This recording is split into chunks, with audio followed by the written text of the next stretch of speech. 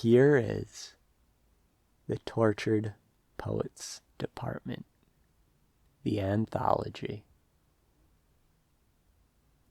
Track 1 is called Fortnight, and it's produced by Jack Antonoff.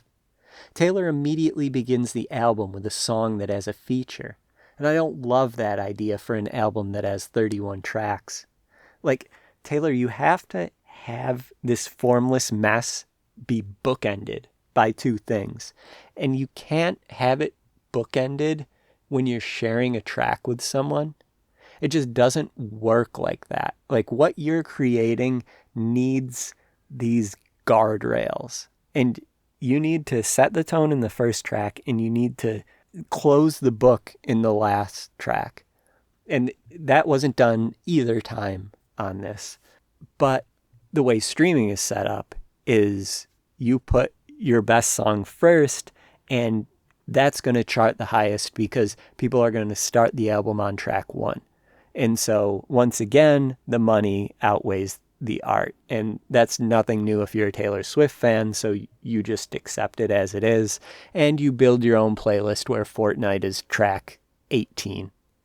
And that's not to say I don't like the song or I don't like Post, because Post Malone's a great artist. I like Post's music. I enjoyed his performance on that Elvis Christmas special. I mean, I put it ahead of the Fat Lana era performance, but behind the Casey Musgraves showstopper finale in front of Graceland. Like, Casey just nailed that one. But Posty, out by the pool, that was a great performance too. The song begins with bare synths, but because this is a radio song, like, people are still making radio songs if they're like big pop. So we don't get to settle into the album at all. Like 3 seconds in, we hear the first words from our tortured poet, and she says that I was supposed to be sent away, but they forgot to come and get me. And I was like, And then she follows it up with, I was a functioning alcoholic, and I was like, holy shit, babe, let's go, me too, let's go. Like, hearing it, I was like, am I supposed to be sent away? Was I also forgotten about? Like, is this going to be one of those news stories that, like, you read on the New York Post where the guy was supposed to be sentenced to 10 years in prison, but he just didn't show up, and there was some computer glitch, and he's just been working at Pet Boys for the past 9 years, and then when he comes up for parole, they realize they never actually took him into custody, and now they're like, oh, fuck, what do we do? That's what I thought. And we're only like 30 seconds in, and we're not even 30 seconds into the song. And then Taylor sings all of this to say. It's like, all of what to say?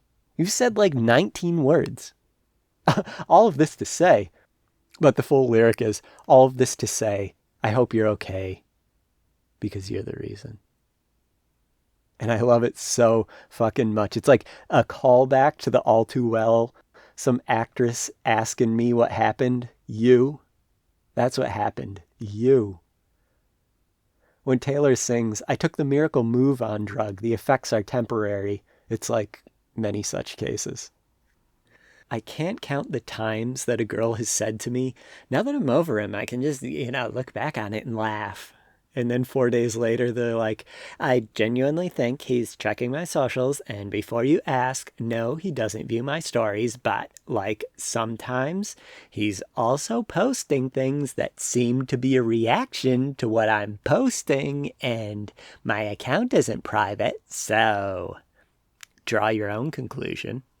And it's like, you need to take the miracle move on drug again. The effects are temporary, and they've worn off for you.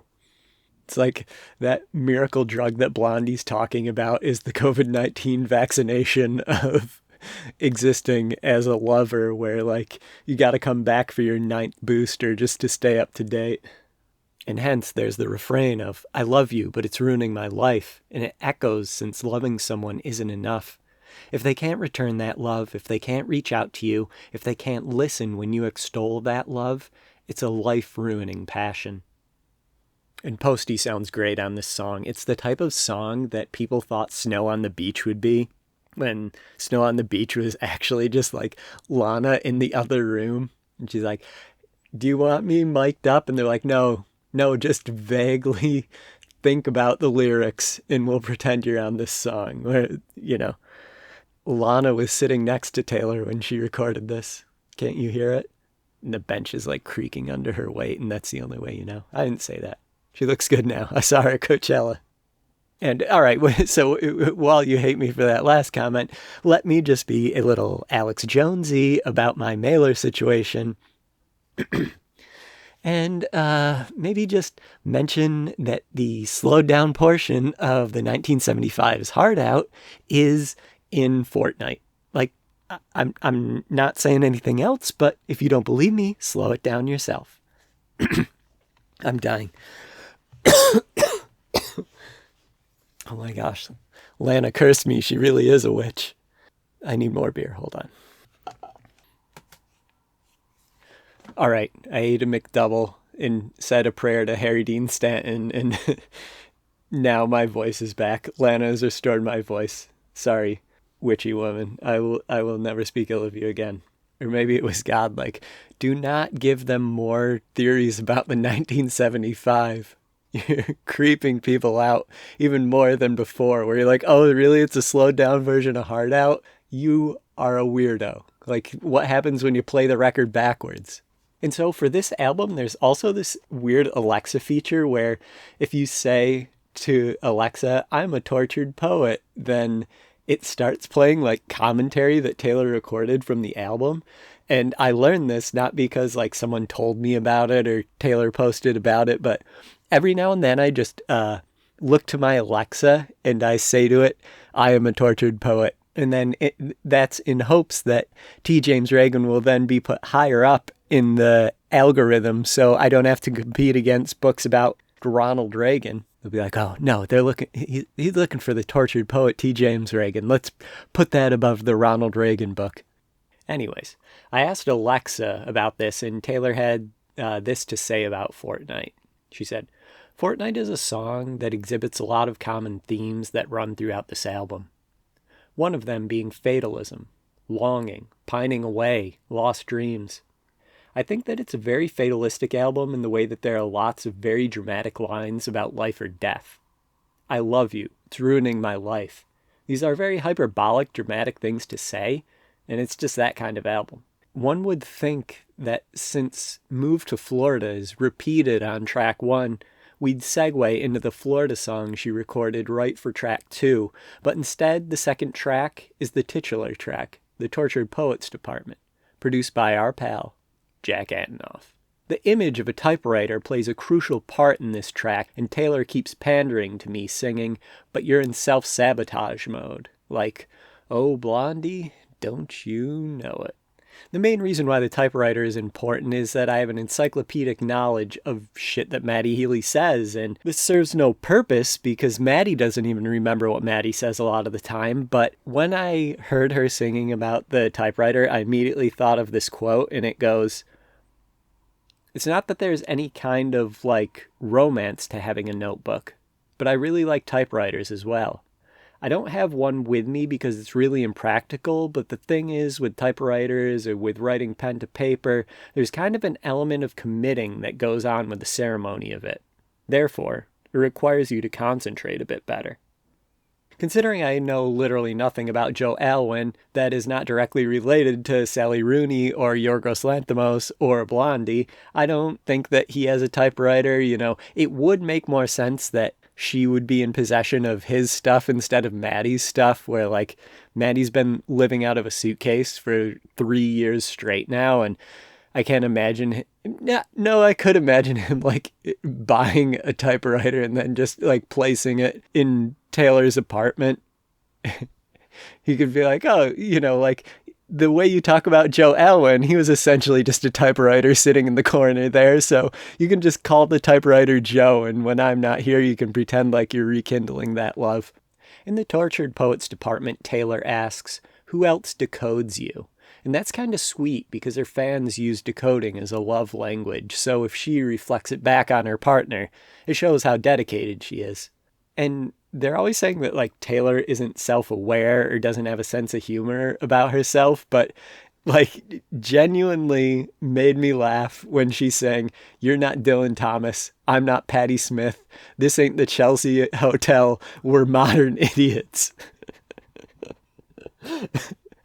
Like, I almost wonder if that's something Matty said. It's so Matty coded, and but like Taylor's a good writer, so you can write in the voice of someone you love. Where obviously I wouldn't have a writing career if I didn't find women's voices and then use them as the main character of my novel. And people are like, "You write women so well," and I'm like, "Oh yeah," because I'm just transcribing things a woman actually said and then using her voice to fill in the blanks to have a little bit of plot. So I could see this as like, her quoting Maddie, but I think she just, it shows how they could relate to each other. And like, sure, maybe conflating an Irish man with a British man is the type of thing to make Cillian Murphy feel actual human emotions, which is a high bar. But any 75 fan knows how deep literature is as part of Maddie's aesthetic. I mean, during the Still at the Very Best tour, we would be like in the crowd begging for certain songs. We'd be like, play Menswear. And he never plays Menswear. And so in order to remember the lyrics, he had these books printed.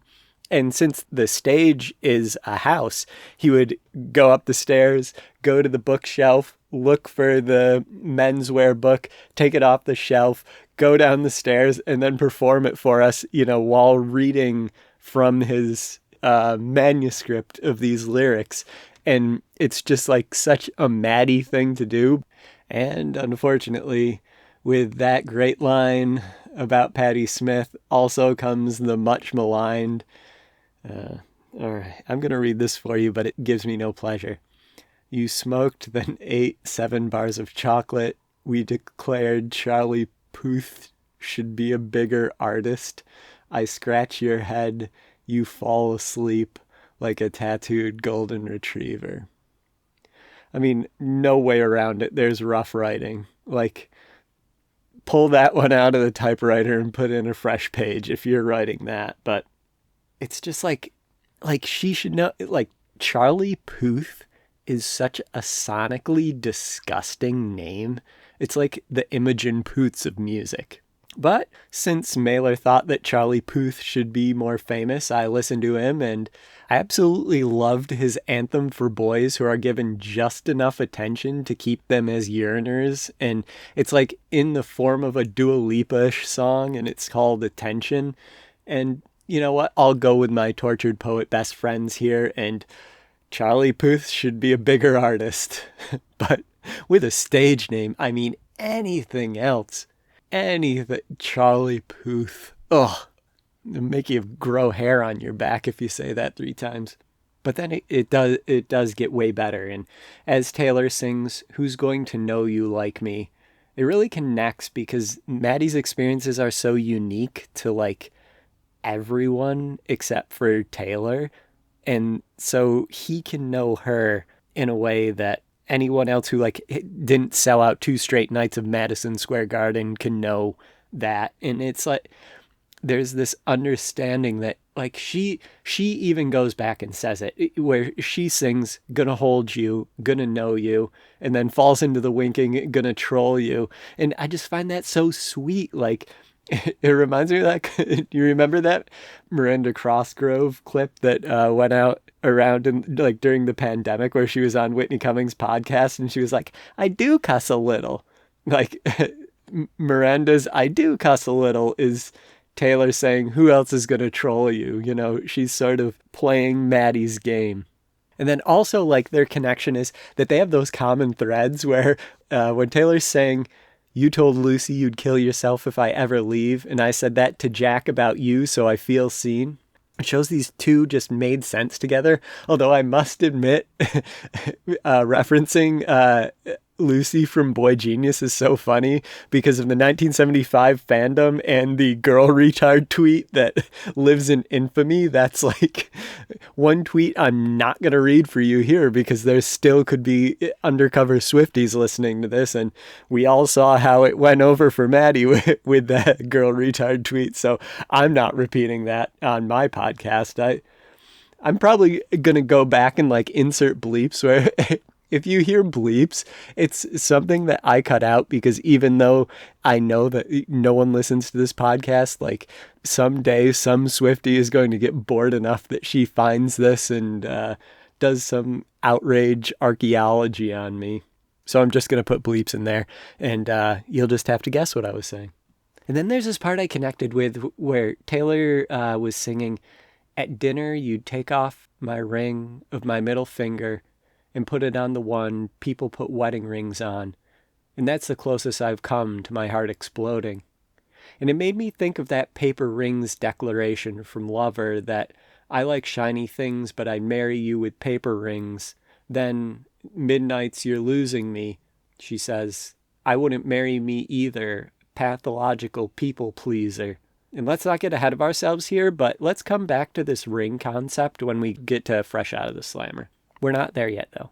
The third track is My Boy Only Breaks His Favorite Toys, produced by our boy, Jack. And it's another song about Matty. You can tell this as she sings, "Oh, here we are again, the voices in his head, called the rain to end our days of wild."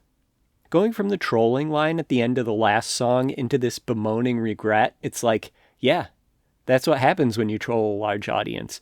I mean, I don't have a large audience, and I'm going to have to go back in and put bleeps. I'm going to have to actually edit this podcast. I'm going to have to listen to me again, which I don't know if you've heard my voice before, but Lana tried to take it away earlier because she was so annoyed by it that I don't want to listen to me, but like half of this is trolling and half of this is me jerking off and half of this is me laying my heart bare, and that doesn't add up. So it's like, what am I doing? Like, I only started this podcast to sell novels, and I'm terrified that someone who listens to this particular podcast is going to buy one of my novels and review it. So like, what a stupid and futile gesture I'm partaking in and you're listening to right now. But anyways, that's all to say that Taylor was like joking about the who's gonna troll you before, but now she's like, yeah, and then once you start trolling, the rains come in and destroy everything and flood all our fields, and people are drowning like the 6-year-old later on in this album. But also, let's not get ahead of ourselves there. There's too much foreshadowing in this podcast, but I've just been listening to this album nonstop because I really wanted to digest it before I made this, and so all of my thoughts are like, later on, I'm going to be talking about how, like, Taylor got one book on the Greeks, and so now constantly in her songs, there's allusions to that stuff, and, like, that's what I'm doing in my personal life now, where I have 31 songs I can reference in casual conversation, so literally any conversation that comes up, I'll be like, it's just like Taylor Swift says on the Tortured Poets Department, track 7. And they're like, oh, again, not this again. Taylor's It Was a Matter of Time is one of those heartbreaking laments where a girl expects myself or Matty to not behave like I'm behaving on this podcast despite loving Taylor, where you just say, like, it's only a matter of time before Tommy does this, before, you know, he mentions Lana's weight or Taylor's scoliosis, you know, like... He's gonna give like a really heartfelt commentary, and then it's only a matter of time. Now here comes the heartfelt thing again, where she says, I'll tell you that he runs because he loves me. And it's such a good lyric because it's how when a pretty girl comes into my life and I know that she's going to be one of my favorite toys, it's like, great, now I need to change my entire personality to push her away, because if I do own this toy, like, I'm never going to leave my room again, and everything I think about is going to be this toy, and I'm going to play with it until I break it. But it's not all serious, because then she does come back with, because he took me out of my box, and it's using a toy metaphor stacked with the fact that Matty's band, the 1975, their logo is literally a box. Like, when a 1975 fan wants to show that they're a fan, they get a box tattooed on their arm.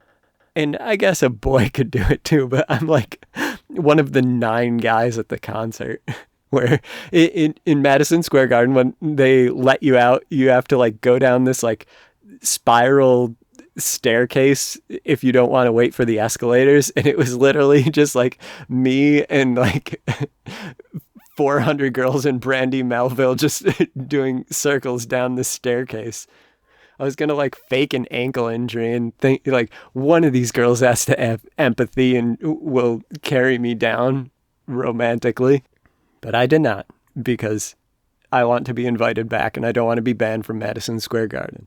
I have to see LeBron play at least like one more game, and I'll get Knicks tickets for that. But when she did the box thing, it's like, who else is going to troll you? Like, she's still trolling him, and I think he'd love that.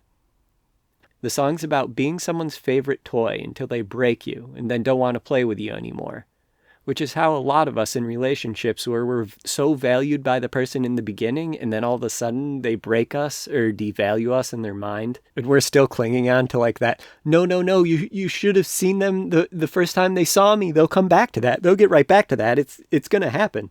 And like, admittedly, I looked at Alexa and I was like, oh, she sounds down bad right now.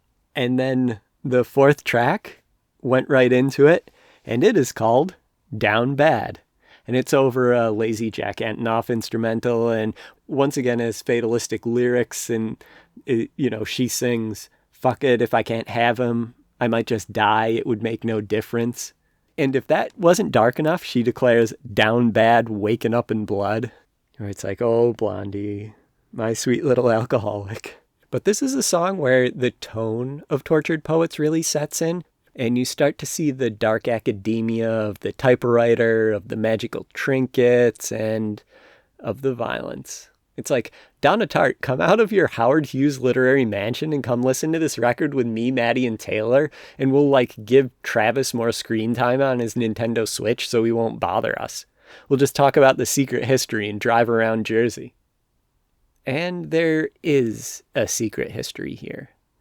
But when it comes to keeping secrets, any other circumstance, Taylor has people who are financially bound to her to keep from speaking about things like, if they play the saxophone on one of her records before it's released, she can keep that secret. And she has the leverage to keep that secret. If this guy wants to be playing sax on the Taylor Swift record, he's not going to mention that he's on a Taylor Swift record. They're going to find out by reading the liner notes. But with her relationship with Matty, sometimes you have to go to a wedding or a party and you can't control the other people there. And so the thrill of keeping your secret rubs up against the fact that you can't control the secret. And then you also have to factor in the fact that most of Taylor's fans are like stringy-haired dental assistants who have rejected their parents' Christianity in favor of a religion of behavioral purity where instead of Catholicism's beautiful and freeing mission of forgiveness and repentance, there's only this punishment in the Swiftie religion. So when Taylor says, they'll say I'm nuts if I talk about the existence of you, that's 1,000% true. And she doesn't even need to talk about the existence of him. All they need is a picture. All they need is them walking hand in hand out of a studio or through a party. And then everything that Matty's ever done in his life will be documented in the least charitable way possible and placed back on Blondie. But there's power in this record too. For her to outright say that she was in love is extremely unexpected. I mean, sure, we all saw her say it on stage or him say it on stage while the other was in the audience. So it's like the cat's out of the bag. But the fact that she's still saying that she was in love when she recorded these songs months later, it increases the vitality of what they had together. Usually the medicine will kick in and a girl will say like, oh, it wasn't love, it was a mutual manic phase, which is what she posted. So it's how I thought she was going to portray this relationship. But she's saying that she was in love with him. And there is a big difference between saying I was in a mutual manic phase with this rock star who looks like shit and smells a bit and confirming you were in love with that man and you feel like you're going to die without him, that you're down bad because he's gone. And now I'm going to say a name. Joe Alwyn. Remember, kids, that's who we thought this album was going to be about. And it's taken until the 5th track to even see a sign of his fingerprints. This track's name is So Long London, and it's produced by the National's Aaron Dessner. Aaron's production is a welcome sonic break from the earlier tracks. That inspiration that Taylor had from writing with Imogen Heap also appears on this, where there's a very, frou-frou-y type feel that comes back. And I wish there was a deeper collaboration between the two because they really did make good music together. Maybe I'm just like gushing about this song because I love the National and the record felt a little stale up until this point, and also that I didn't hear Idris Elba's voice when the track first began. It's like, you don't understand. I have PTSD from London Boy off Lover.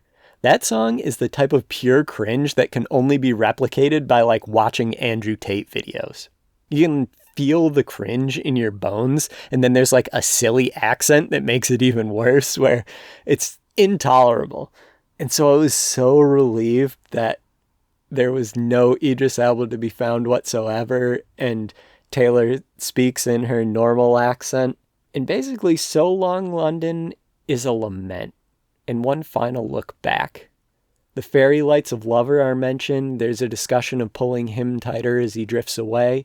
And finally, she's stopped trying to drill the safe. She no longer needs Taylor Lautner to distract the guards with backflips. And you can see that Taylor really did fight for a relationship. And yet her view is still bizarrely skewed. She sings, "I'm pissed off you let me give you all that youth for free." Where it's like, what are you talking about? What a strange thing to say. How is that free, Taylor? For a man who doesn't want to be in the public eye, do you think he paid no tax for all those years being with you? And even if he didn't, which he did, guess what? He'll keep paying social alimony to you, probably for as long as he lives. He accepted a relationship with you, marks him with the same scarlet letter that a Nepo baby would have. But he went through it for you. And you gave him all those years for free. How generous of you. The stamp that Joe is going to carry because of this Taylor thing is going to follow him as though his rich dad got him in The Favorite. Like, Gracie Abrams can put out one of my top 5 records of the year, and when I send it to girls to be like, hey, this is really like an emotional center for me right now. If you listen to it, I honestly think that you'll understand me a bit better. And then she'll like not listen to it and text back like, oh, did daddy's Star Wars money pay for this auto-tune? And then I always get defensive and I'll be like, there's no fucking whisper auto-tune. My perfect little Gracie is using her own little voice and she's sitting there with Aaron just like your precious Taylor is. Wait, is she my perfect little Gracie? How tall is Gracie? Let's Google.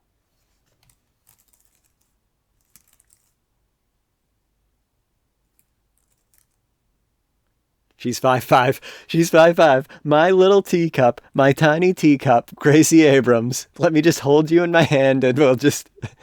I'm reviewing an album, aren't I? You know what? You can judge me for that, but... And it's not irrelevant. It's not, because... Guess what type of indie pop star was seen at the Electric Lady Studios around the same time Taylor was there recording Tortured Poets? It was a Gracie Abrams indie pop star. Anyways, the fatalistic imagery comes back up with Taylor singing, "Stitches undone, 2 graves, 1 gun." Where it's like, what are you, Biggie Smalls? You make music videos where like people are dressed like hamburgers. What are you talking about? But the track is pretty scathing as far as Joe's lack of commitment and lack of overtures. Like, remember how on the last track I was so surprised that she declared she loved Matty? Well, here we are 1 song later, and now it's Joe's turn, and she's talking about how she loves London. As Taylor bemoans that she tried to save that sinking ship, she declares, "I'm just mad as hell because I loved that place for so long. London had a good run." So she's not saying I love you to her partner of 6 years like she did with what could be seen as a fling. She's saying that she loved the place. And this relationship with Joe, I guess maybe could be seen as a place, because it's like they nested during the pandemic and Taylor and Joe were able to find somewhere that they were able to lock down together and love together. And Joe probably experienced Taylor more fully than any other man on this earth. But Joe, you had your time. I hope you enjoyed the pandemic, because right now we're back to Matty Healy with a song that everyone knew was going to be about Matty before we even heard a second of it. Track 6 is called But Daddy I Love Him, and it's a throuple where Tay, Jack, and Aaron all add to the soundscape. Given that setup, this should be like my dream song, but I kind of feel like it misses the mark. And while I appreciate that she starts out by declaring that the West is superior to the East because of the freedoms afforded to women, sadly, the song quickly harkens back to one of my most hated moments of the Miss Americana documentary. Like, do you remember that Netflix commercial she recorded? In it, there was like a meeting with her dad that's mirrored in the lyrics, "Soon enough, the elders had convened at City Hall." Like, all these years later, she still can't stand that her dad was 1000% right about what he said in that documentary. But unfortunately, anyone telling her no turns her into the greatest martyr and they become the greatest villain. And so, in the documentary, her dad was portrayed as this evil boomer villain because he didn't want Taylor making the driest, zero brain cell Insta posts about some dumbass Senate race that'll have an impact on, like, the state of Tennessee or something like that. And so in the documentary, her deeply reasonable, empire-building father, upon seeing her flagging popularity and understanding that, like, Lover was on the way and it was a genuinely bad record, he was like, there's no upside to your little, like, shitlib cosplay. Like, you're gonna register 8 teens to vote, and then they're gonna forget on the polling day when they have to go in to actually vote, and they're gonna, like, stay in their Honda Civic and smoke a bowl together while they listen to something fun like Tav Low, instead of you because you've rendered yourself a fucking bummer by all these Instagram politics posts. And since there were no dramatic moments in the documentary besides, like, Taylor saying that she does what all of us do to have sexy, skinny bodies, Taylor went ahead and she tweeted the dumb politics tweets and, like, oh, thank you for saving America. You know, like, when she sends the tweet and then, like, throws her phone, like, you just tweeted out the most stereotypical brain-dead Hollywood thing you could possibly tweet out, and you had to throw your phone to that? Like, Deborah Messing tweeted that 9 times within the past hour. And I haven't even looked at her Twitter account, but if you bring up her Twitter account right now, she's tweeted something equivalent to your Miss Americana tweet. And so this song was obviously going to be her dad like, come on, ratty fucking Healy. We just got your career out of the grave. Do you remember pre-pandemic? You made If I Was a Man. That was a song that, like, even third wave feminists were rolling their eyes, and not for the litany of reasons they're usually rolling their eyes for. Like, you found a new way to annoy feminists while trying to be one. But then we pulled you out of the grave, and now you're going to throw it away for a guy who's doing speeches about how he admires your arch nemesis Kanye. Like, come on, can't you fuck Tom Brady like a good asexual? Taylor does win me over when she goes into the, you know, moralistic faux ma purity as a religion type girls, and she rejects the idea that she's a horse girl, and the song really kicks in and she sexes it up, declaring, now I'm running with my dress unbuttoned, screaming, but daddy, I love him. I'm having his baby. No, I'm not, but you should see your faces. I mean, listening to this as the Kylie and Timmy rumors coming out is just like a funny thing to have happen, but I digress. I do get some comfort that she hates the same Swifties that I do, as she declares, stay away from her. The saboteurs protested too much. This is her throwing caution to the wind. The Maserati that we're driving down a dead-end street is no longer heeding the warning signs and is now blowing through fences. It's like, that's fun. She discusses the poison pill that Matty regularly takes. She says that she has it in her palm and she's ready to pop it. Just keep trying to force her hand. She dares the Swifties. As she attacks the brain-dead army she's the general of, it's very invigorating.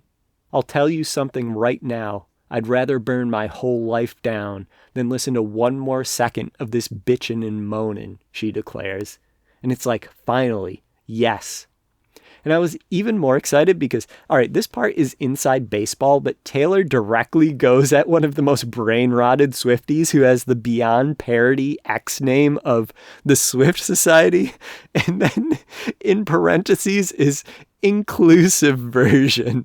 like this is why I don't write parody anymore, because I could not create a funnier Swiftie account name than putting inclusive version in quotation marks. And so just to give you the full backstory on this, in May of 2023, the Swift Society inclusive version tweeted what they claimed was an open letter to Taylor Swift from her fans with the hashtag #SpeakUpNow.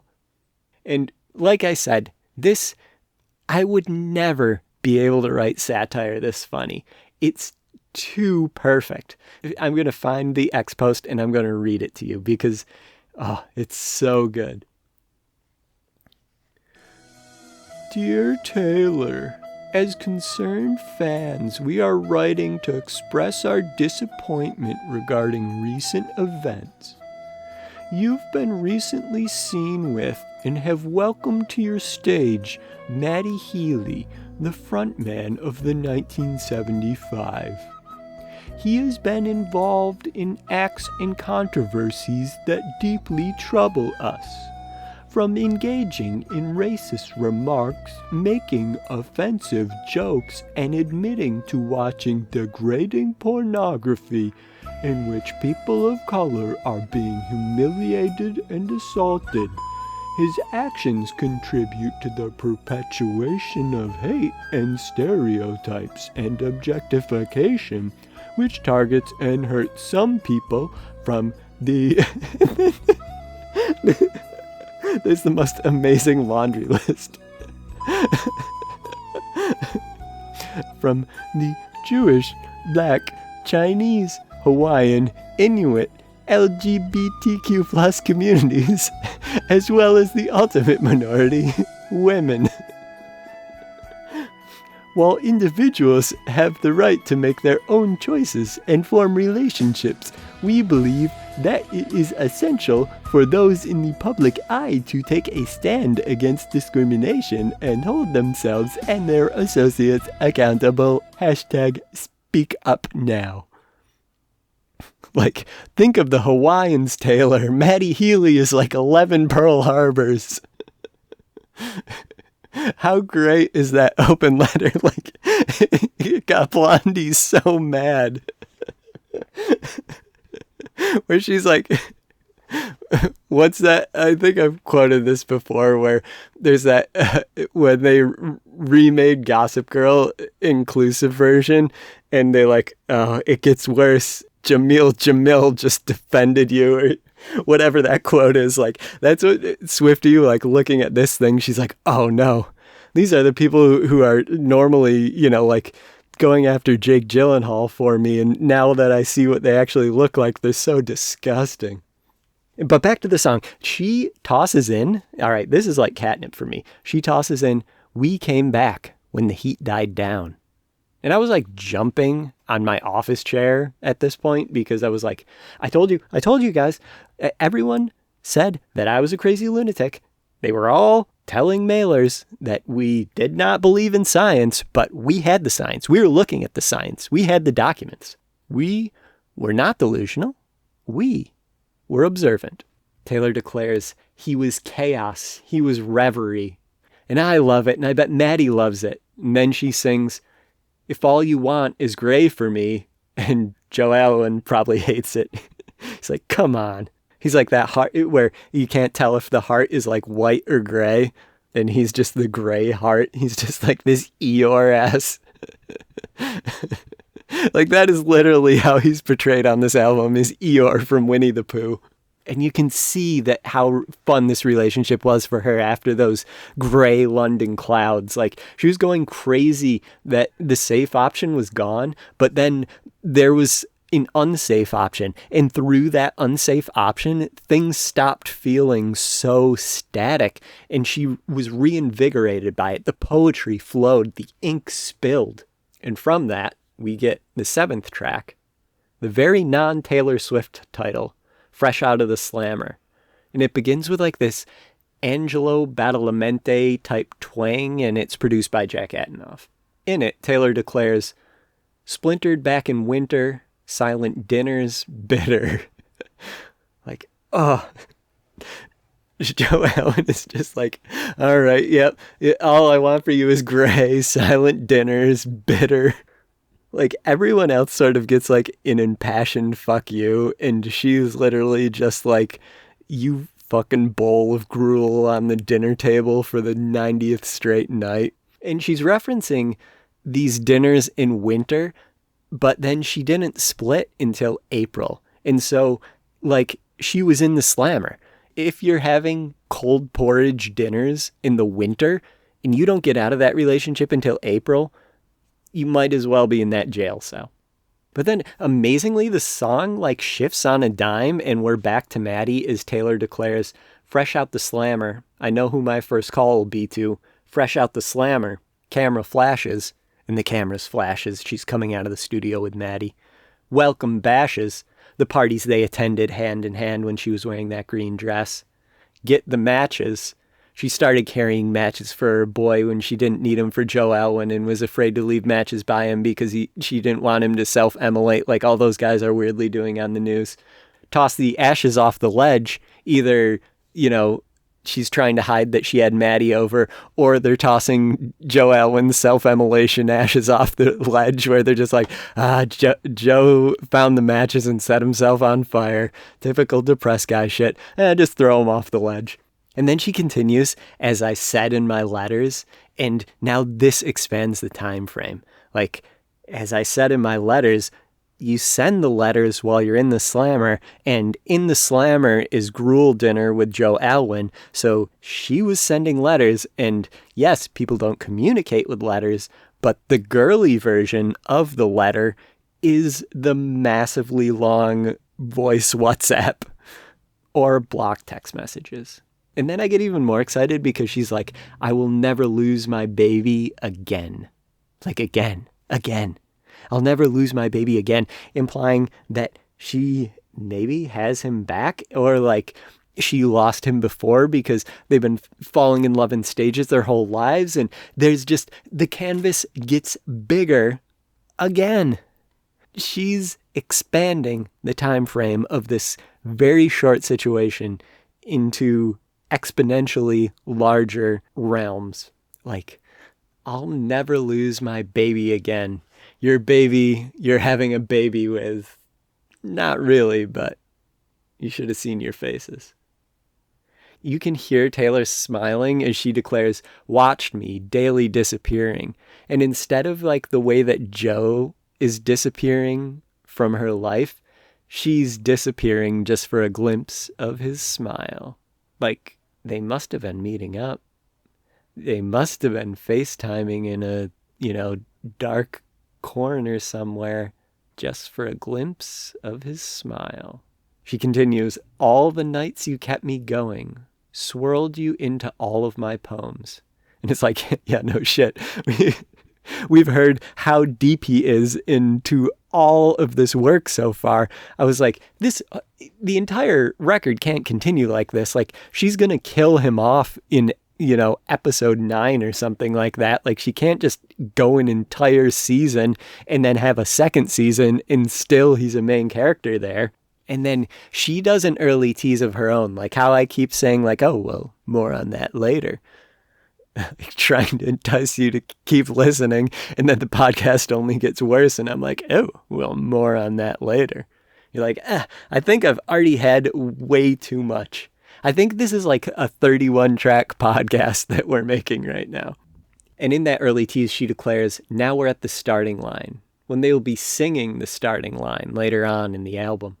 The part at the end doesn't make sense to me, though. She declares, "Ain't no way I'm going to screw this up. Now that I know what's at stake, here, at the park where we used to sit on children's swings, wearing imaginary rings. But it's going to be all right. I did my time." And so this goes back to paper rings, does it not? Like, she would have accepted a paper ring from Joe, but even that was too much to him. He couldn't muster up the paper ring. And so they're in these imaginary rings. Or maybe it even harkens back to Midnight's Bejeweled, where those paper rings weren't durable and suddenly the shiny things had their utility in the fact that they outlast everything else, even us. So it does seem like a goodbye to that notion that I'd marry you with paper rings. And then later on she said she would have made such a lovely bride. What a shame she's fucked in the head. She's fucked in the head because she doesn't realize that that ring is imaginary on her finger. But where do you go when you're fresh out the slammer? Florida! Exclamation point, exclamation point, exclamation point. Which is the next track, produced by our boy Jack Antonoff. This is a collaboration I was excited about because I feel like I've lost touch with Florence Welch a bit. Where she's one of those like Lorde type people where I think she must be Irish, right? Or maybe she's from like wherever Lorde is from. Where Norway or something like that. But I mean, do they even have the sun in Norway? Like why?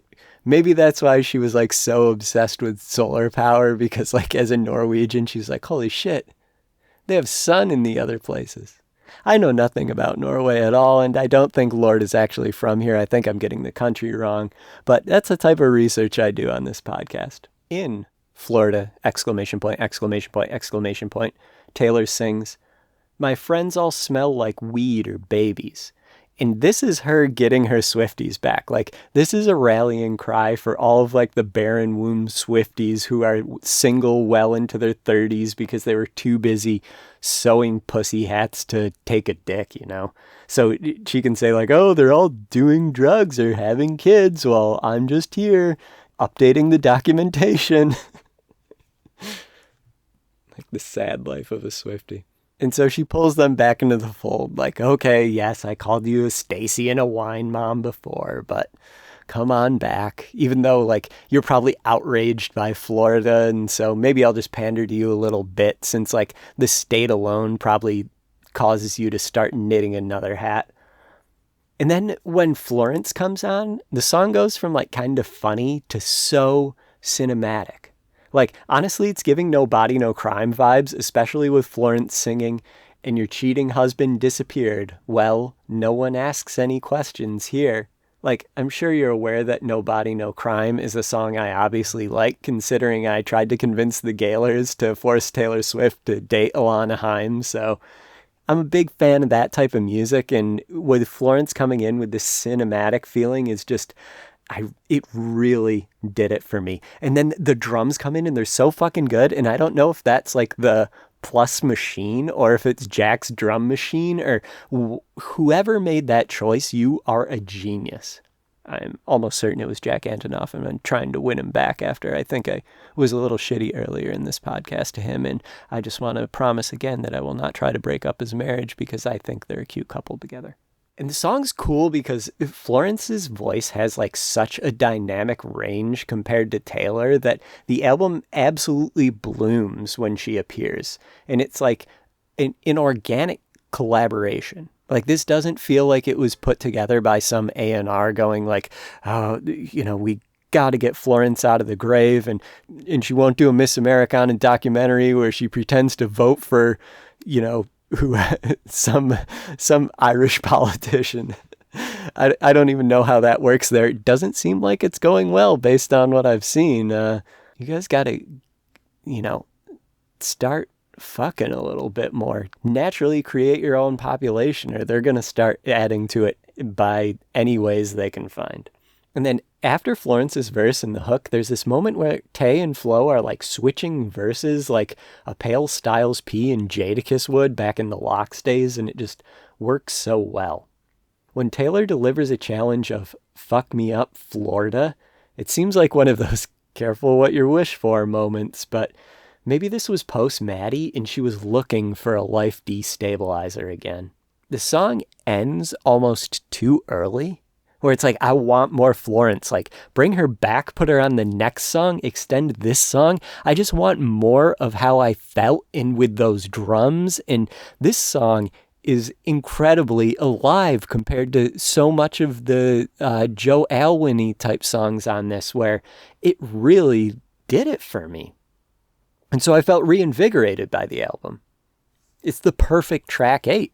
And also, there's no former lover to be found. Like, you don't need to decode the lyrics. Unless Florence's husband is missing, then there's a whole new meaning going on there, but I don't know much about her marriage. I don't even know which country Lorde is from, so I'm sure her husband is still alive. And if you want to know what Taylor says about it, when I was declaring that I'm a torture poet to my Alexa, Taylor said, "I'm always watching Dateline. People have these crimes they commit where they do immediately skip town, and where do they go to? They go to Florida. They try to reinvent themselves, have a new identity, blend in. I think that when you go through heartbreak, there's part of you that thinks, I want a brand new name. I want a new life. I don't want anyone to know where I've been or know me at all." And so that was the jumping off point. Where can you reinvent yourself and blend in? Florida. And then track 9 is probably the buzziest track on the album besides the single, and it's called Guilty as Sin, but is punctuated by a question mark, and the song is produced by, you guessed it, Jack Antonoff. It begins with this like hip-hop break beat that's just pure deceit, because there's like a soft loop that just gets played over it, and it's just like a typical pop song. And once again, there's like jail imagery where she talks about, I dream of cracking locks, then harps on Matty's uncanny ability to self-sabotage in a way that forces his girl to take the plunge with him, throwing my life to the wolves or the ocean rocks. And by doing this, Taylor acknowledges that if she took that plunge with Matty instead of retreating to Ice Spice to pander to people she hates, she could be crashing into him tonight. He's a paradox. And that is what Matty is. He can put out the single worst album opener, something that would make even John Lennon be like, ew, yuck, this is disgusting. This doesn't belong on music. This is gross.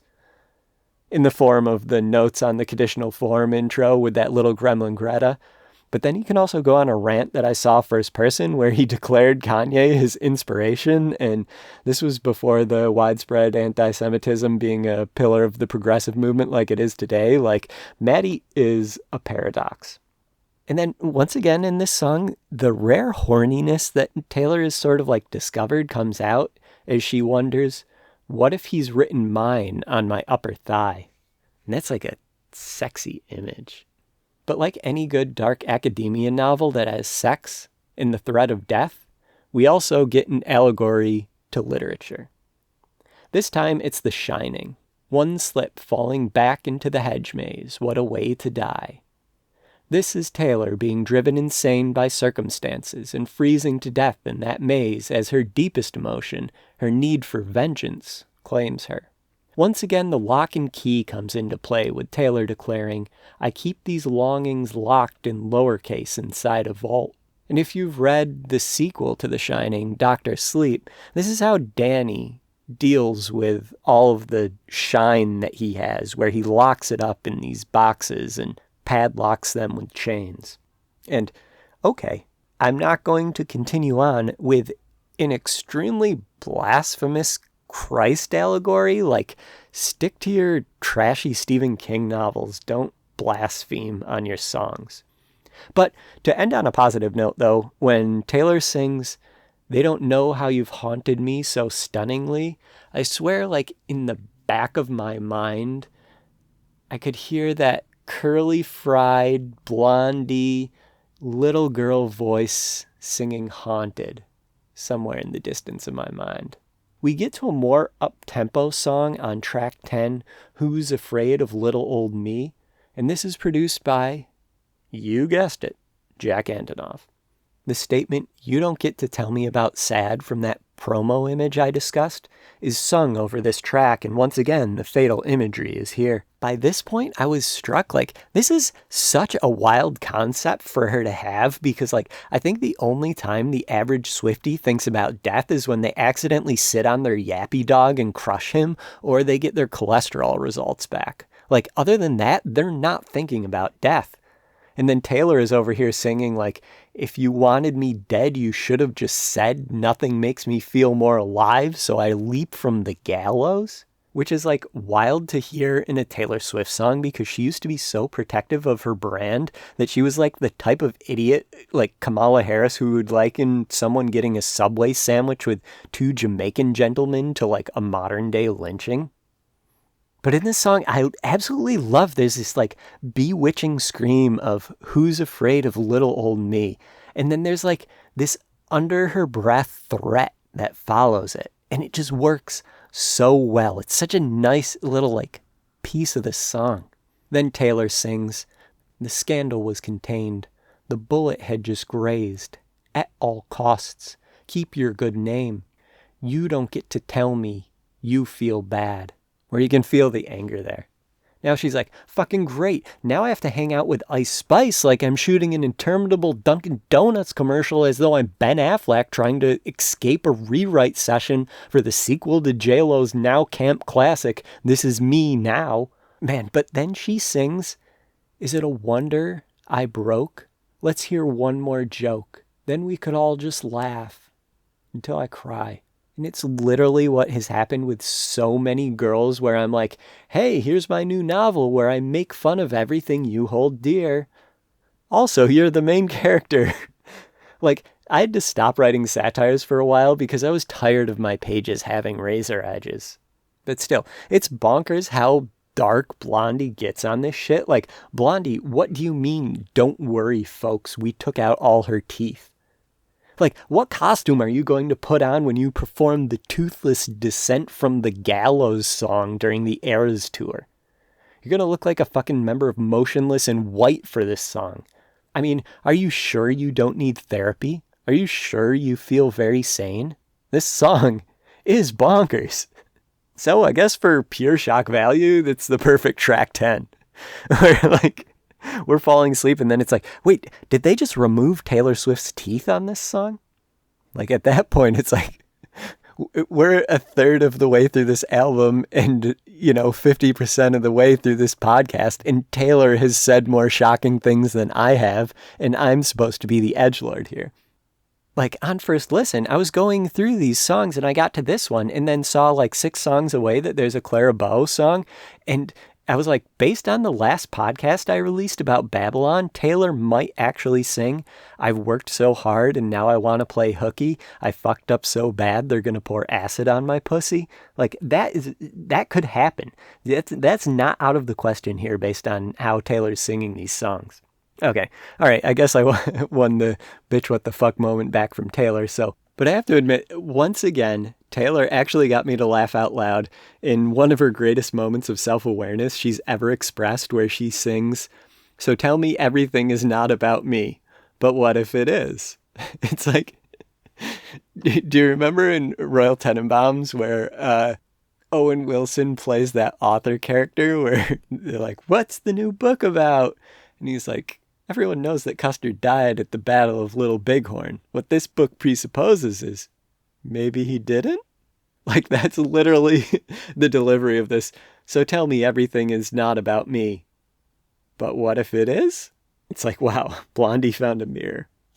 Then, towards the end, of course, there's the heavily memed, you wouldn't last an hour in the asylum where they raised me. That is mentioned in so many basic Swiftie tweets where like the most boring girl quotes that, then posts a picture of like Club Penguin.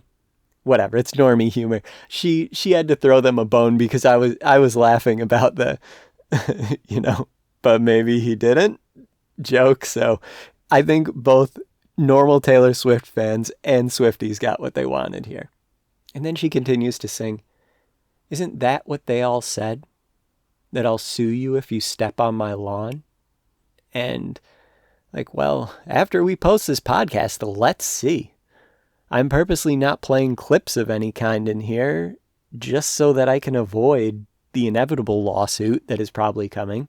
But I don't think I'm stepping on her lawn here. I'm like peeping through her window. But more on that later. I'm just gonna keep doing that because every time you hear me say that, I think, well, maybe it was the but more on that later that kept them listening up until this most recent but more on that later. So I don't know if it's working or not, and maybe you don't either. But that brings us to track 11, called I Can Fix Him. Parentheses. No, really, I can. Being that I'm a man who is a project for a woman, I was like, at worst, Blondie roasts me, but then at best, I get a little insight into the thought process that goes into the absurd belief these women have that Tommy Reagan or Matty Healy can be saved from their hardwired personality flaws that will follow them like the worst addiction for their entire life. I mean, just in case you don't know this song is about Matty and want some evidence, it starts, the smoke cloud billows out of his mouth. Like, anytime I've been in a stadium with Matty where it's illegal to smoke, he's smoking for more of the stage time than not smoking. And a lot of times he's not smoking because he's holding a wine bottle up to his lips and can't multitask. Taylor continues, like a freight train through a small town.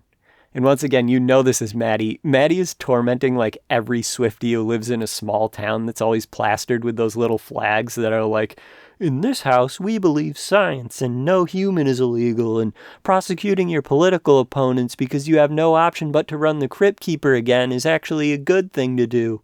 She continues singing, the jokes that he told across the bar were revolting and far too loud. And now let's once again break to acknowledge the Adam Friedland Show. This is the podcast that Taylor is referencing in this line. The jokes that he told across the bar were revolting and far too loud.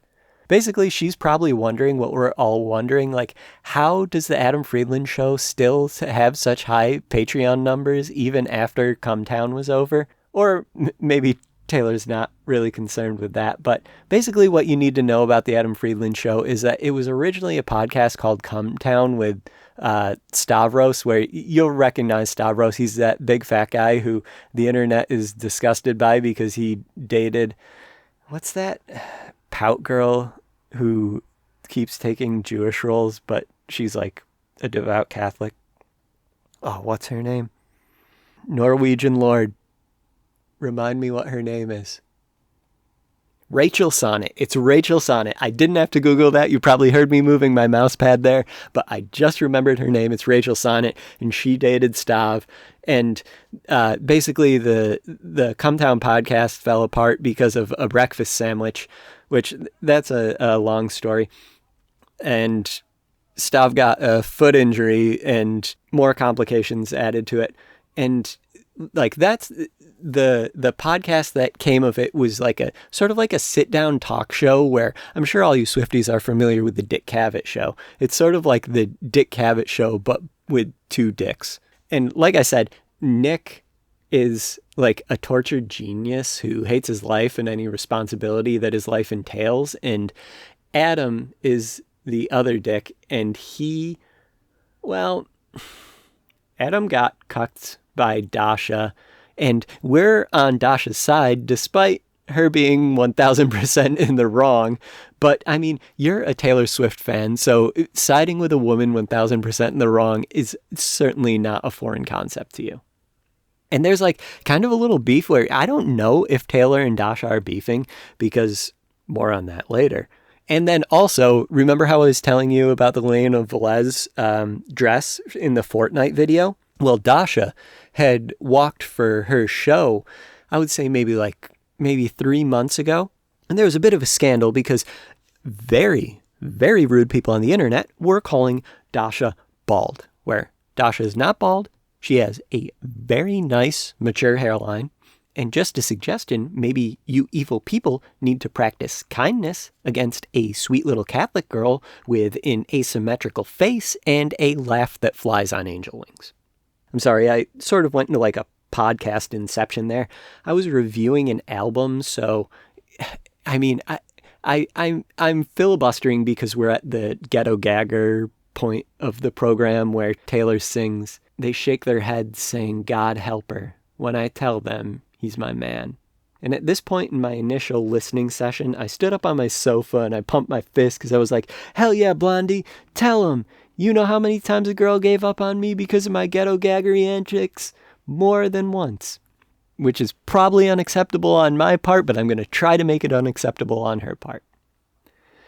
And I'm sort of like speaking around the song because it kind of like devolves into like this Lana cosplay, and it just feels so incestuous that like Jack produces these Lana records and he produces these Taylor records, and there's so little time in between them, and there's sort of like a shared sonic thing in the way that this new Bleachers record sort of has like bits of being funny in a foreign language sonically in it, and it's like, put a firewall up between these projects or take a bit more time. Like, I love this sound. I've been very clear about that. But I also know you're capable of so many other different sounds, and we haven't really seen that. It hasn't like rise to the top. Like, I know there's more in him, but he's creating at such a speed that like everything's coming out of first draft. And you can overproduce. Oh my gosh. It like Lana's music definitely suffered from that for a while, where like I would be like, this song is like overproduced, but it also sounds like the last 9 songs that she recorded. Because like you can give me any Lana song post Born to Die and I cannot tell you what album it's on at all. Like if I was given 15 songs, I would get all 15 albums wrong. And there's a problem with that type of artist. And then because she is going to Jack and his output has been redundant too, then it's like, it's impossible for me to look forward to a Lana record at this point. Please don't take my voice away. And as I've stated multiple times here, I love Jack, but I also love Ella and Lana and the 1975 and Bleachers and Tegan and Sarah. And I like all these artists as artists in the different uniqueness, like the H in your gut, and then the weirdness of Lord being from New Zealand. I think it's New Zealand. I think it's from New Zealand. What did I say before? Like Denmark? If you were like, for $1 million, point out New Zealand and Denmark on a map, I would have the same amount of money that I have right now. And with Lana, whatever happened to, what was that guy's name? Like Amelia Haney or something like that. Where did that guy go? Okay, let's go back to the song. And there's like a fun moment where Taylor like actually quotes Trump with, "I can fix him. No, really, I can. And only I can." Like she really said, "I alone can fix it." And then the ending of the song, like it just made me laugh out loud again, where she just declares, "Whoa, maybe I can't." Like, yeah, that it's inevitable, Blondie. At some point, you're going to realize that guys like us are just going to be us forever. You can either just be like, all right, well, this is what I'm going to live with this is like the psychotic house cat I'm going to live with for the rest of my life. Or you can say, all right, I can't fix this guy. And then say you're not going to jump off some very tall something along with him.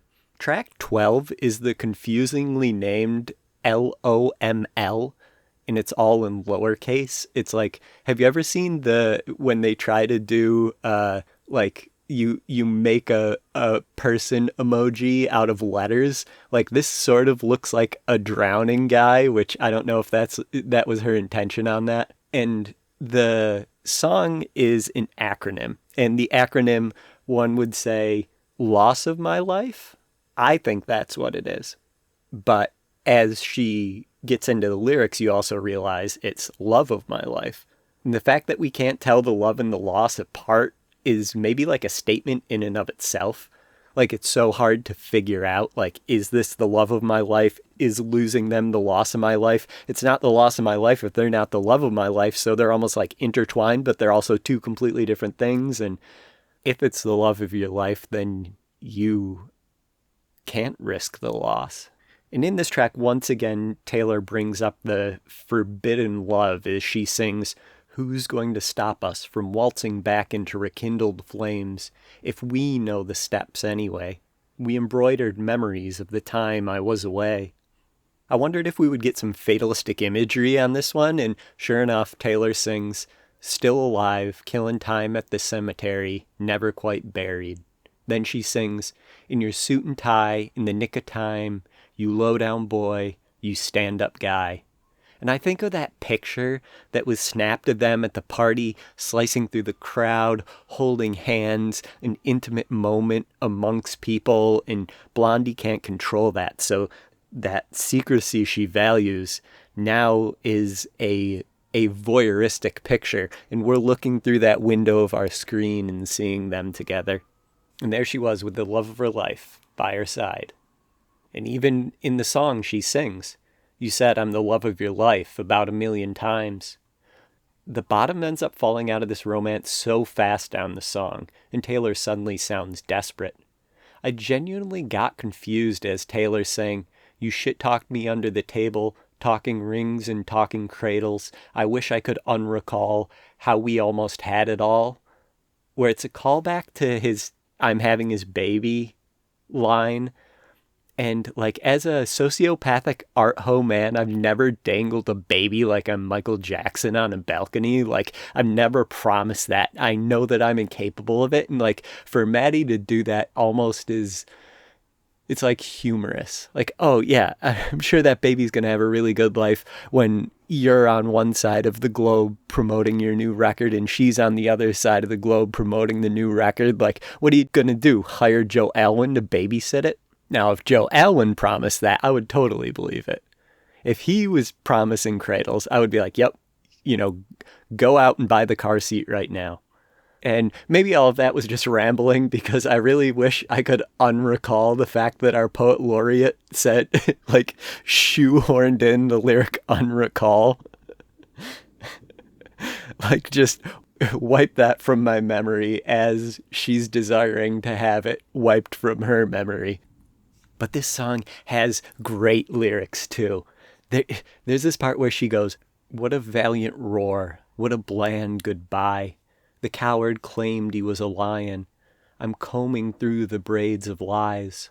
I'll never leave, never mind, our field of dreams, engulfed in fire, your arson's match, your somber eyes, and I'll still see it until I die." Like, that is how you write a song. Well, just a moment of appreciation. That is so good. And it's not that dumb, "I was moth to the flame, he was holding the matches," or whatever, like, Hayley Williams bullshit she did on Taylor's version. Like, Blondie was on one when she was writing this song. I wish I could just unrecall the one other moment. And then the way the song ends is, it ends abruptly with, "You're the loss of my life." And like, I took a break here. I just paused it here and I sat in the moment, and I'm glad I did, because when I unpaused it, then the, manic Jack Antonoff production with a cascading synth returned for track 13, which is "I Can Do It With a Broken Heart." And when you hear this, it's like, it's a tempo change, but it's also like, oh, this is going to be like a Lover era song. But in what I thought was feeding the Swifties is actually sort of like condemning them, where this is very clearly an Eras Tour inspired song. It's upbeat, but then there's also the fatalistic imagery that shows up, where she sings, "Lights, camera, bitch smile. Even when you want to die. He said he'd love me all his life, but that life was too short. Breaking down, I hit the floor. All the pieces of me shatter. As the crowd was chanting more, I was grinning like I'm winning. I was hitting my marks, 'cause I can do it with a broken heart."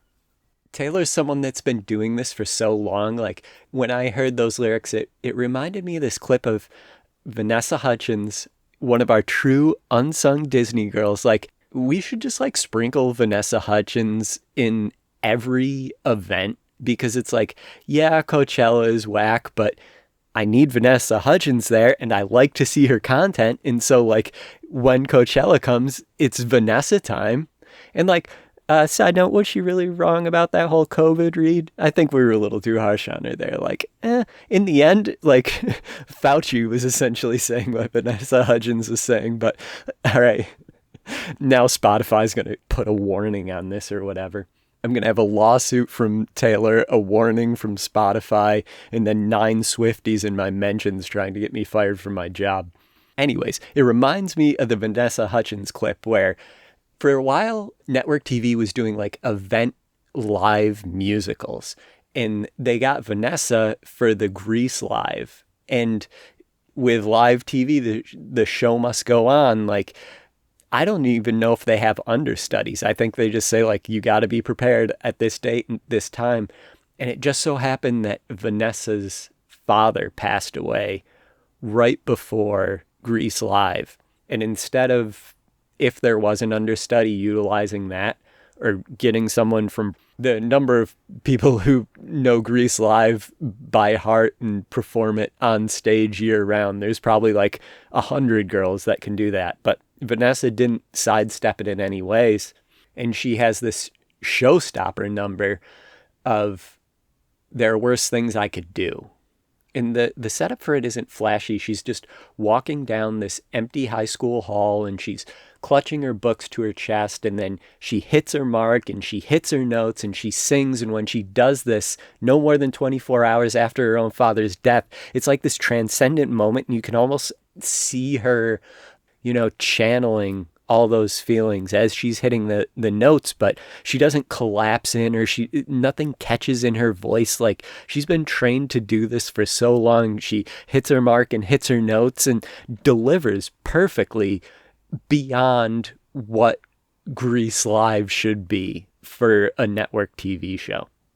And there's a lot to be said about that whole Disney factory, but when you look at a young girl like Vanessa who comes out of that, or Ryan Gosling coming out of the Mickey Mouse Club, or Taylor being 9 years old and recording demo songs, there's a resilience that comes into play there. If you don't crack up, then you might be the most steady person performing all of this stuff. And Taylor, on the breakups, in the bad times, she just continued performing. The show had to go on.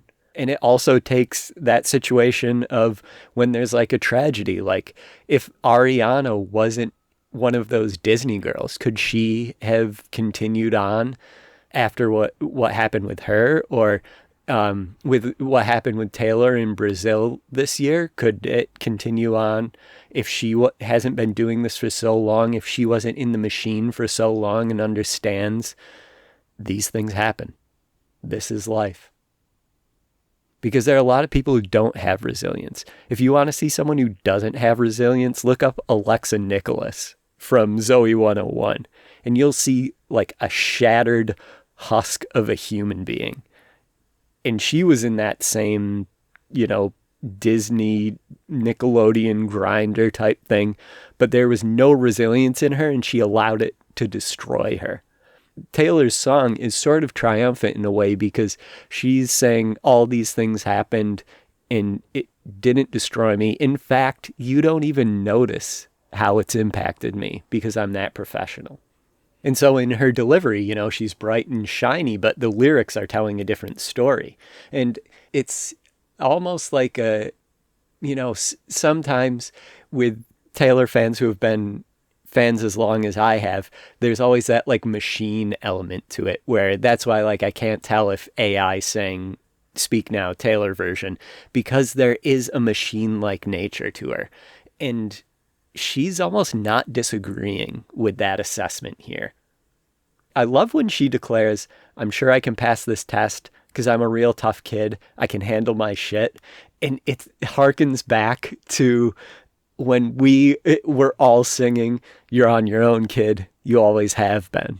Like, she's saying, "I'm a real tough kid," but she's also in the past saying, like, "I'm on my own. I have to do this myself." And that's sort of what this song is, where I'm almost afraid for this to be a single, because the concept can easily tip into If I Was a Man territory, where this is dangerously girl boss. So I really hope that this doesn't become a single, but I think it will, because I don't think that people will probably even pick up on the subtext of this. It's going to be like, I had a rough day and the dog threw up and the kids wouldn't get in the bath and I'm still here to watch Love is Blind. And that's how they're going to interpret this, not Taylor basically saying, I've buried my entire humanity, and then you think like, angry girl version of this song on the Eras tour, Joe Alwyn, Watch Your Back, where she's like, I'm performing for you. I know what this is. Like, this isn't an authentic version of me. This is me giving you exactly what you want. Just please don't make a music video on this because it's going to get, If I Was a Man. And the song deserves better than that.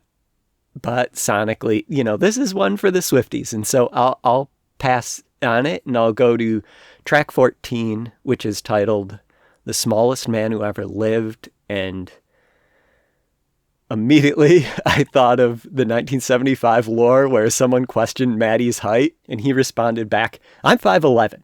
I can't be darn 5'5", 5'6". I'm sick to darn death of this. And then he ended with the iconic line, I'm a big boy.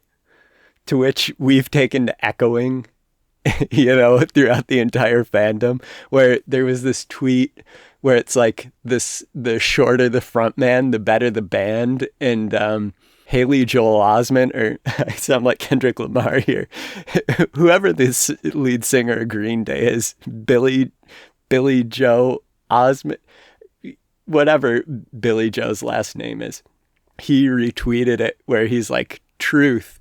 And in the 1975 Reddit, I responded, I disagree with this completely. My favorite lead singer is a big boy. And like, if you got it, you got it. And people in the fandom did, and everyone else is like, he's 5'5", 5'6". But like, even if this was about Joe Alwyn, I knew the song was going to trigger me because Taylor's taller than I am. Like, how many times in my life has a woman been like, well, I guess heels are out of the question tonight. Like, all right, okay, thanks, dear. Awesome. You just made me feel great. Fucking smallest man who ever lived. So I knew I was going to be annoyed with this song from the jump, but after Jack's synths on the Swiftie song before this, like, to hear Taylor at the piano again, there's something like so calming about the image of Taylor at the piano, where on my Instagram reels, there's always just her segments from the Eras tour, and the ones that I always sit and watch the entire thing of again and again are those piano ones. But then I listen to the lyrics, and like, honestly, I care too much about Matty to dissect this track because I think this song is vindictive. Like, I think it builds nicely, and I just don't like how the song makes me feel. Like, I think it's gross. I think, like, this song is the reason why everyone who's cool bullies Taylor Swift. Because she does this as a 30-something-year-old woman. It's like a child's brain created this song. There's no sense of a woman here. Like, if you're this complicated poet, this is the best you come up with. Like, spend a little less time posturing your shitty politics and a little more time fixing your posture. How about that? Like, why the fuck does this album have to be 31 songs? And why am I doing this? So Swifties will hate me like they hate Matty? So my already tiny dating pool can get even smaller? So Taylor can joke about the misconception that she's overly litigious and then have AI find the one part of this podcast where I say something that she can send a cease and desist over? Or to have this hanging over my head that, like, if Matty ever reads one of my books, he can be like, hey, thanks for the fucking 3-hour podcast doing a play-by-play about the great heartbreak of my life, you wanker. Like, Gracie's album clears this album, Maisie's album clears this album, Olivia's album clears this album, and now I have to review The Smallest Man Who Ever Lived? Like, I don't know, man. Track 15, Let Me Smile and Hit My Mark. This song is called The Alchemy. It's produced by, I mean, it doesn't matter. Only 2 guys produced this entire double album. Like, wow, thanks for the sonic diversity.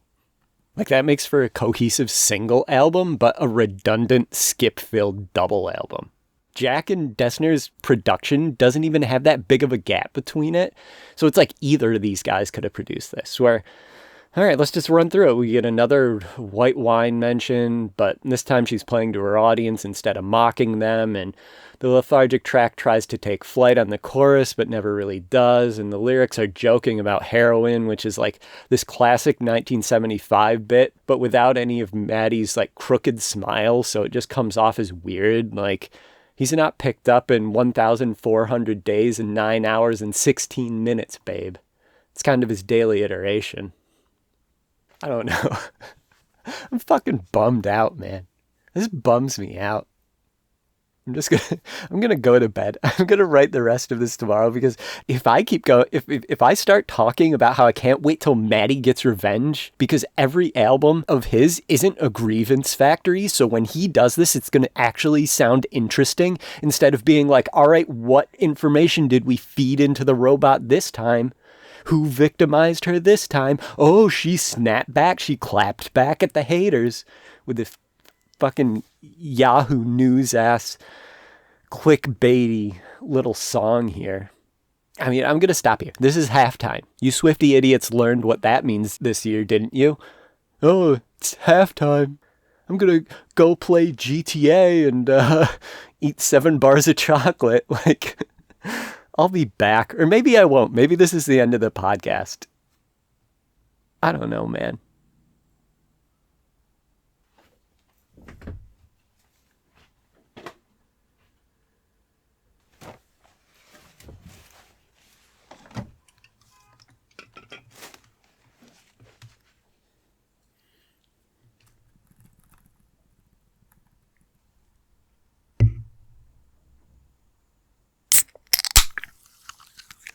We are back, baby. All right, sorry about that. Got a little caught up in my feelings there. I am Matty Healy's strongest soldier. You can't just spring smallest man in the world on me and then say like, oh, okay, time to dissect the sweet poetry of that moronic all right, I'm getting mad again. All right, let's take a deep breath. Let's take a deep sip.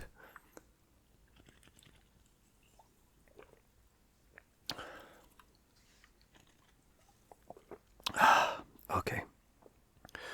This podcast is sponsored by Bud Light Lime. Everyone said drinking Bud Light is gay, but reviewing Taylor Swift album is gayer, so I just keep drinking this beer regardless, because it's like, would I rather be seen holding a Bud Light, or would I rather be accused of recording a 4-hour Taylor Swift podcast?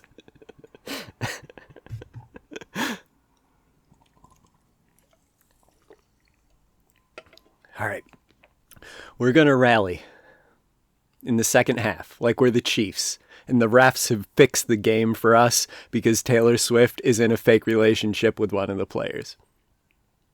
Come on, we're going to do this. And just think, track 16 is Clara Bow, produced by Aaron, and you're just a man who did a 3-hour podcast on boy genius Damien Chazelle's Babylon, so Taylor wrote this song for you, and you can't be disrespectful, Tommy. I think you need to hit your mark on your pretentious post-coke average skinny bloke calling his ego imagination podcast, and you need to get the show back on the road. Okay, I use my mantra, we're back. And, just for the record, R.I.P. Nellie Leroy, you would have loved Clara Bow. This track begins how I wanted the album to begin.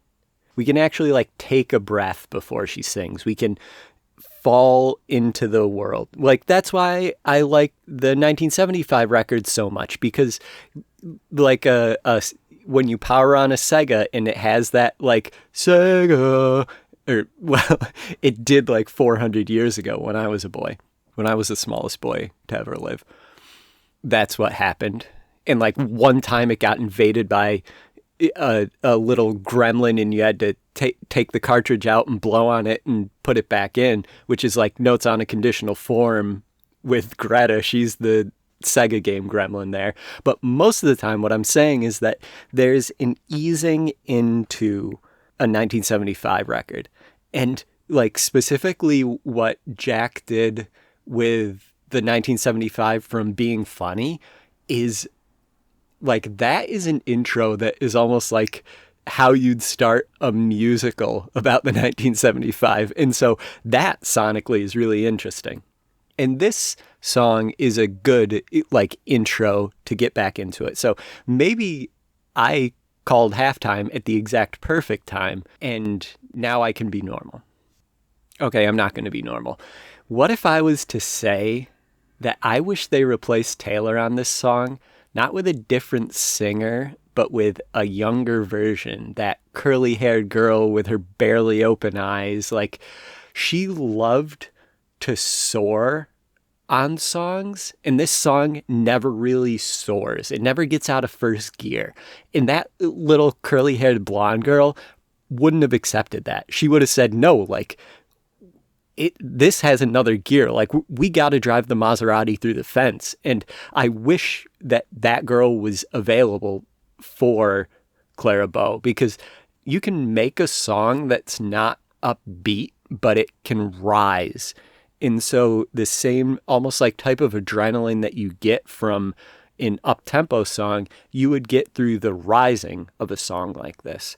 The story of Clara, and the way Damien Chazelle tells it in Babylon, Nelly has a descent, but there's like high highs. And there's when she's in that party and she's dancing to Justin Hurwitz's horns, like, that's a soaring moment. Like, Nelly soars in that. When she's on the bar and she is becoming it, you know, that Clara Bow's famous for, the reason why we have It Girls is Clara, and the way that Nelly is created as the wild child when she's on the bar, that's what this song required. Like, could we get Justin Hurwitz to produce a Taylor Swift? Oh my gosh, I'm going to tweet that.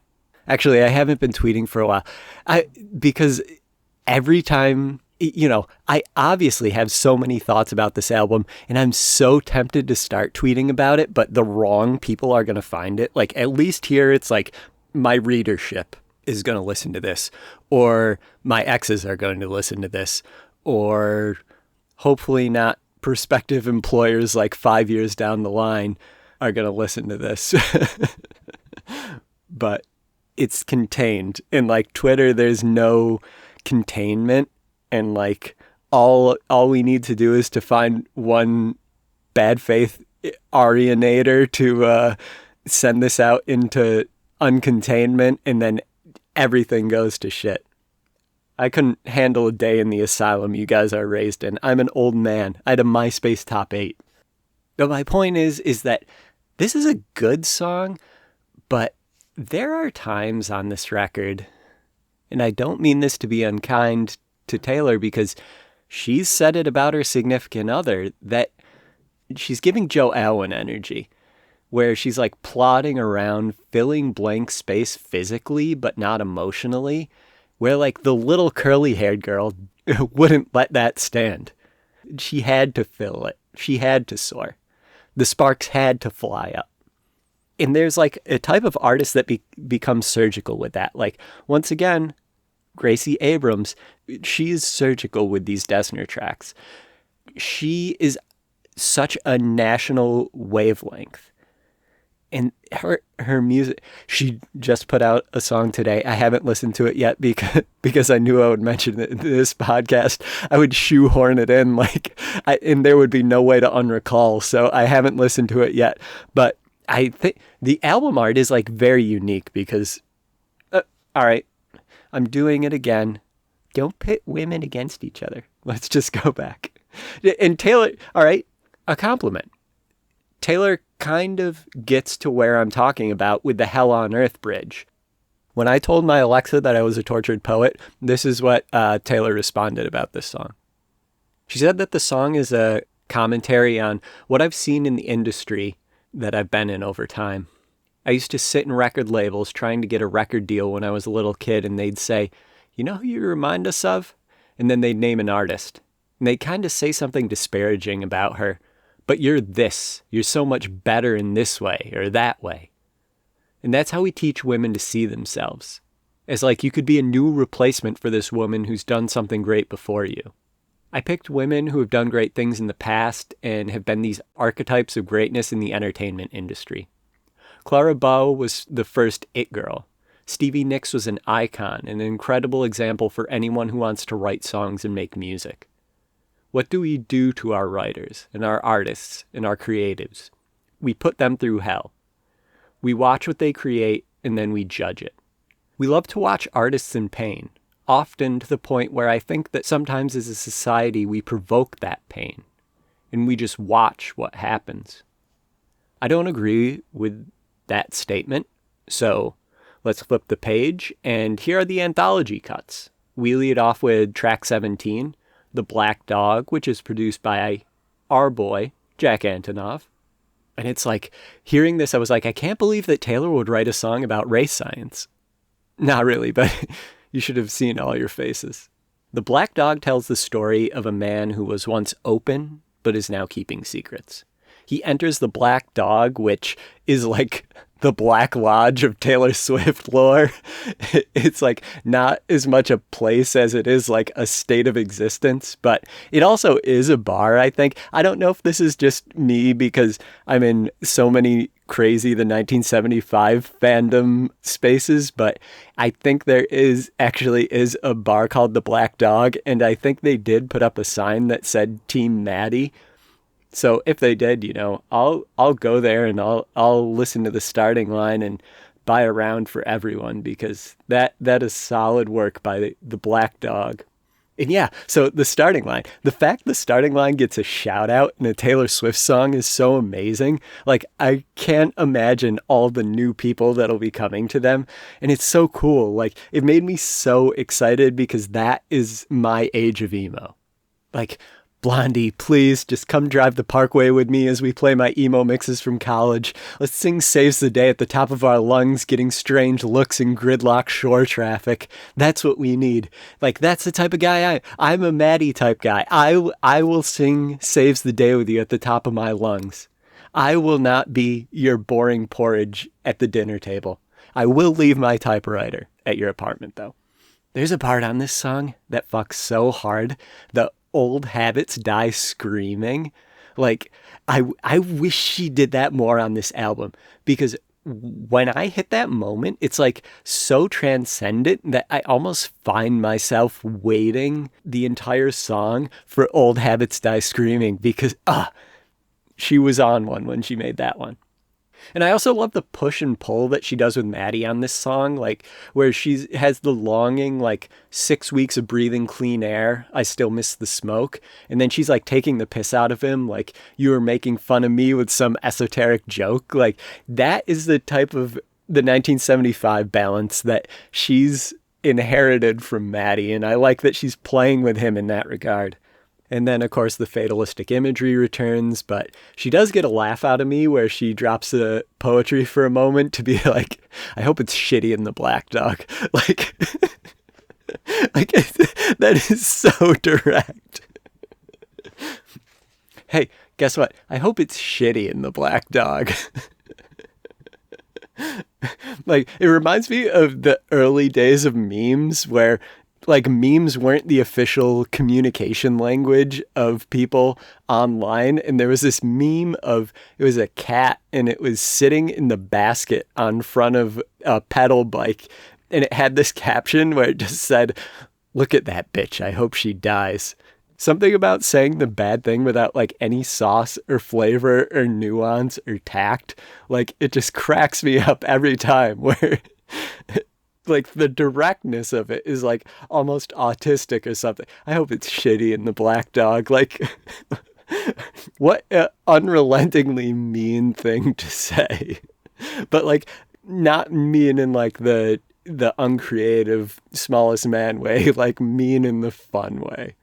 And still, you feel even more of the 1975's influence, because then you have track 18, which is called I'm Gonna Get You Back, or I'm Gonna Get You Back, all without any spaces. And it's styled like two time, no space, off the 1975's A Brief Inquiry into Online Relationships. And I know you're probably saying that's a stretch, like, oh, wow, she took out the spaces. Yeah, she's really mimicking Matty. But the intro to I'm Gonna Get You Back is the exact same intro to Matty's Looking for Somebody to Love. So, I mean, you can say I'm the Alex Jones of mailer discourse, but I'm also kind of totally right. And this is yet another Jack-produced song. And once again, here's my segment where I pit women against each other, but it's an obvious thing. Like, if I didn't point this out, then they would be like, hey, Tommy boy, you missed something here. You aren't a real Livy. But I'm a real Livy. I'm a real ass Livy. And so I'm going to say that Olivia's Get Him Back is a superior song in every way to this. Like, it has one of my favorite Olivia lines where she says, I want to meet his mom and tell her son sucks. And I quote this all the time on my Twitter, where like I'm telling women that they'll never go home with me for Christmas because I'm like playing defense of my mom finding out just how much I suck. Like, I even once pitched in Olivia, I sent Olivia an email and I was like, I have a merch idea for you, Livy. What you're going to do is you're going to create like flowery gift cards. And then when you open up the gift card, the inscription reads, your son sucks. And then you give it to the mom. Like, I think that's a great merch idea and it would be really cheap and you can mark it up like everything else in your store. But also, shame on all of you Livies for not adopting the hair bows that she put in when she released not the deluxe version, but just the normal version of Guts. She got the cutest hair bows ever. And I've literally seen 0 girls wearing them, or like, it would be such good content where like you get to post face, but then you also have the second picture in the carousel of you turned with your little hair bows and you'll just be so like coquette. And oh my God, if you did that, send me a Tumblr of it and I'll reblog it on my Tumblr. Even though like my Tumblr has that earth tone theme and I only do earth tone stuff, I will break my Tumblr theme for you, little coquette. All right, anyways, let's pit women against women because you could say that Olivia didn't originate the Get Him Back double meaning either. It was actually Fiona in 2005, but like Fiona could not be less interested in being like, hey guys, I did this first. Like, I saw a tweet, I don't know if it's real, but someone asked like, Liam Gallagher, like, do you like Olivia Rodrigo? And he responded back something to the effect of, I love him. And it's such a Liam Gallagher response that it has to be true, but it also could be a Photoshop because like, Liam Gallagher saying, I love him to do you like Olivia Rodrigo is just how Liam Gallagher is. Once again, the Oasis fanboy in me coming out.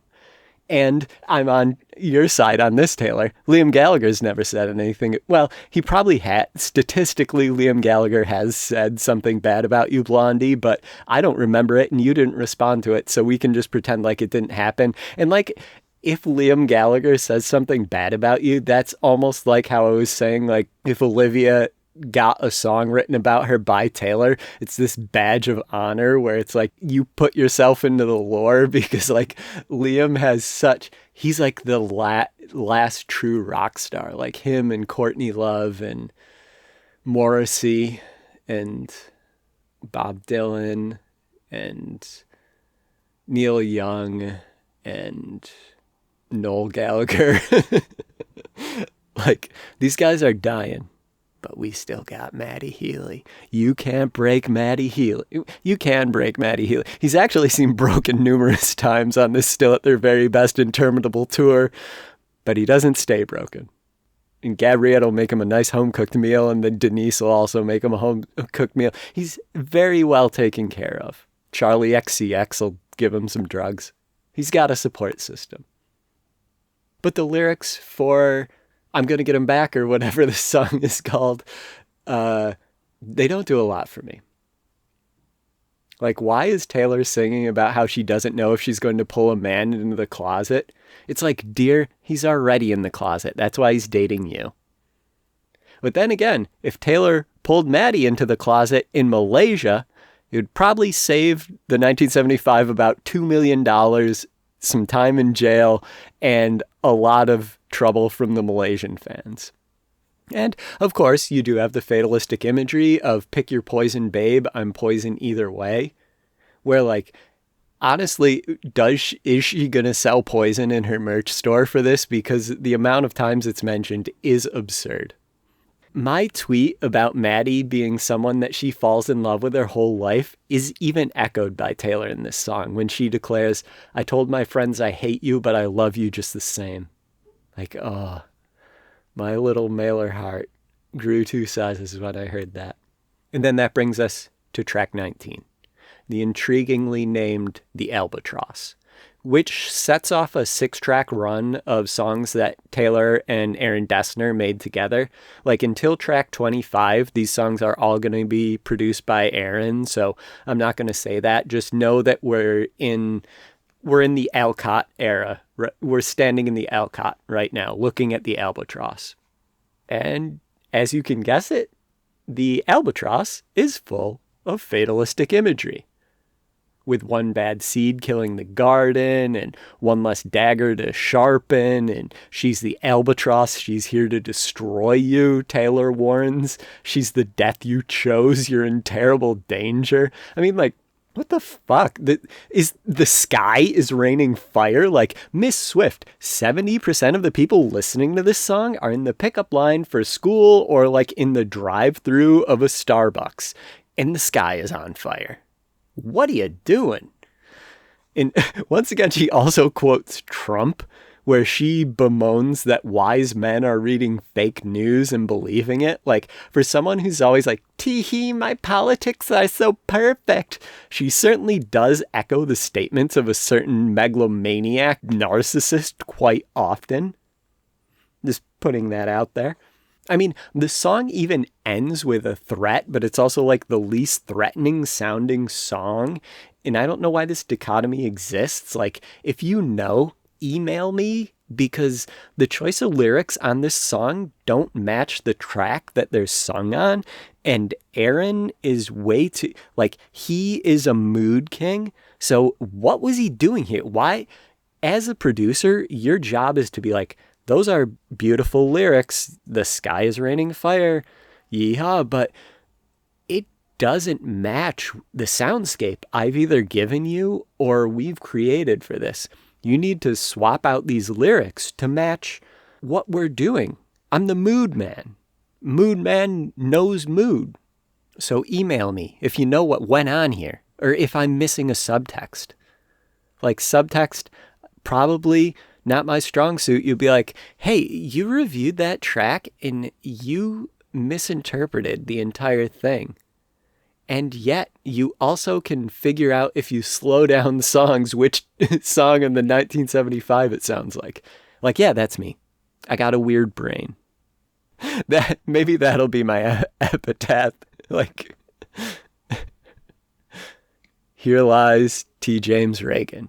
He had a weird brain.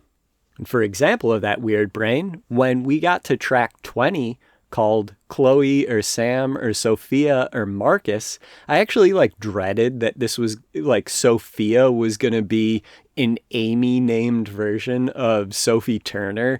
And this was going to be like a Joe Bro divorce girl power pick up where I left off. Who cares that like a child under 3 is involved in this and will grow up never really knowing his father because I'm a Yas Queen girl. And luckily, it seems to be about Joe Allen instead.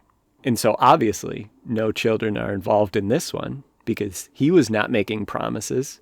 She was not starting, I'm going to have his baby rumors with Joey.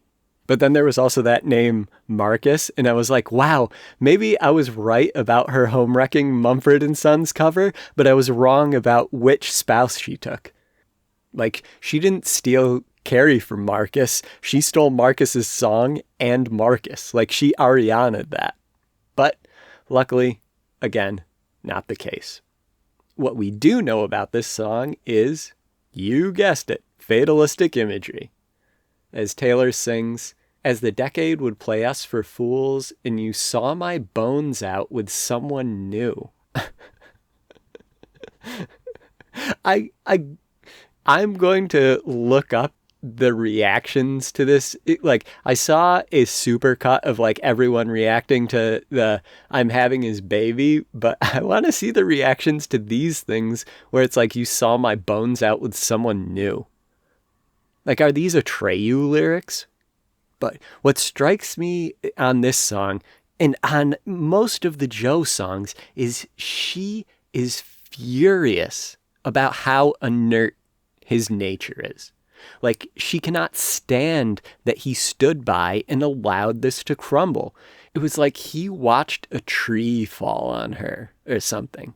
You know, like, all he had to do was run and swoop her into his arms and embrace her and fall to the ground with her.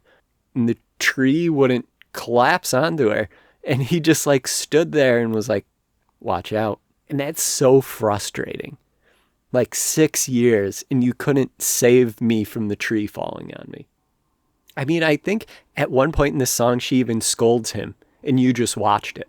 But then I have no idea what the drugs line is doing in here. Like, is this song not about Joe and is in fact about like Matty being bisexual?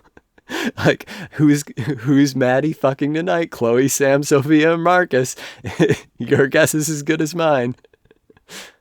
Who has the most chocolate bars? But then, like, wait, like, if this is about Joe, let's look at the lyrics.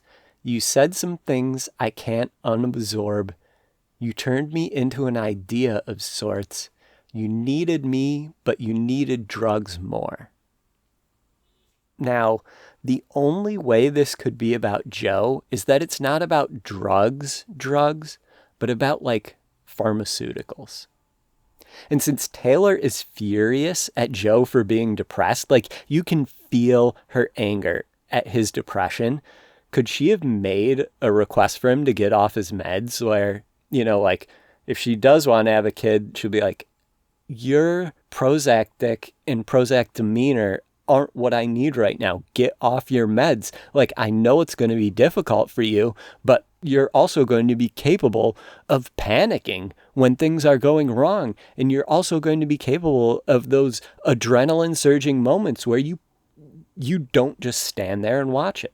Like, she is so pissed off at his boredom. Like, you can hear when she sings, if the glint in my eye traced the depths of your sigh down that passage of time. She is pissed. But then there's like what could be a dig at Gabriette where she sings, so if I sell my apartment and you have some kids with an internet starlet, like, there's no way Joe is sliding into e-girl DMs. This could also be about my precious angel Queen Dasha, and that's why Taylor wore the dress in the Fortnite video. Like, Dasha is an internet starlet. Like, in addition to being a flawless little angel queen, she is an internet starlet. And so, you know, I won't continue this further because I don't want to paint a target on Dasha's cute little bird bone back. And like, it has to be a Joe song because then she'll continue on. Will that make your memory fade from the scarlet maroon like it never happened?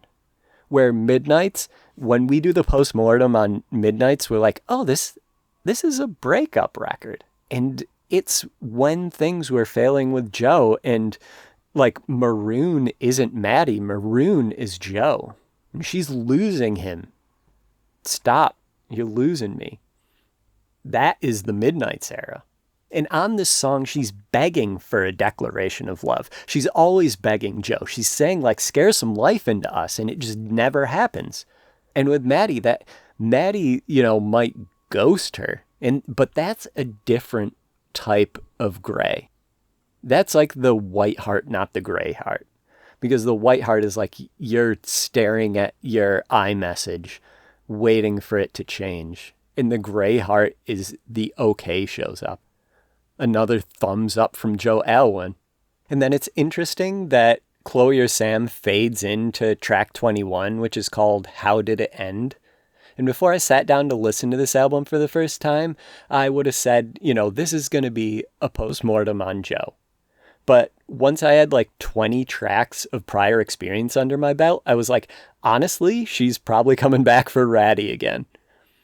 But it turns out it was wrong. Like, she literally does call this a post-mortem, but it's over like this beautiful piano that there's like an empathetic hunger, and like she talks about a relationship built on secrecy suddenly being discussed in whispers, and like this offbeat rhythm that they fell into, and the rumors swirling, and the fatalistic death rattle breathing, and one gasp, then the silence as the soul is leaving. Like, all of that is Joe, where people saw them in the market and they were familiar with them, but there wasn't that he's got his hand in the butt pocket of my jeans type love there. It was just two listless people looking at avocados.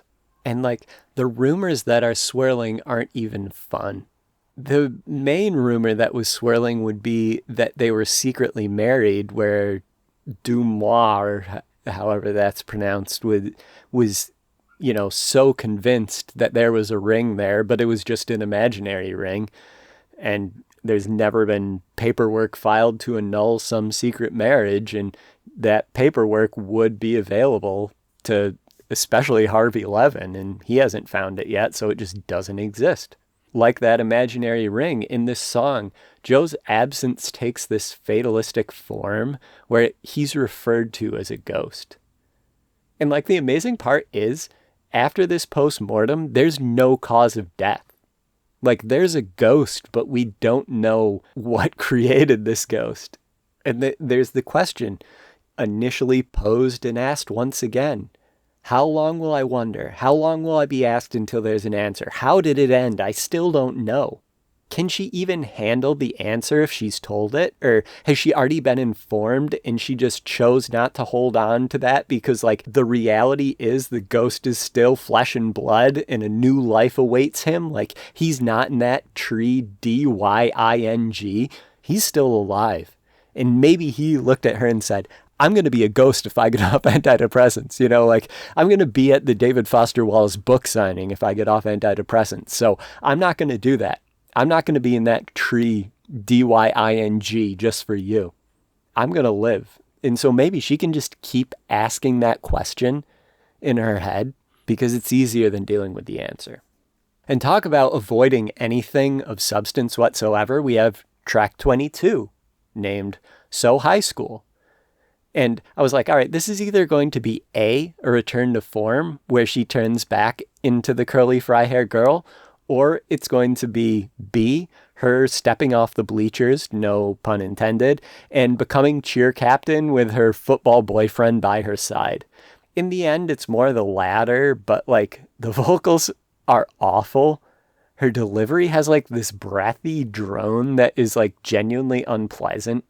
And like, since this one is obviously about Travis, I can't figure out if this is her transporting us back to a time when we were in high school, or if this is just how she lives because Travis is a guy who doesn't know how to spell squirrel.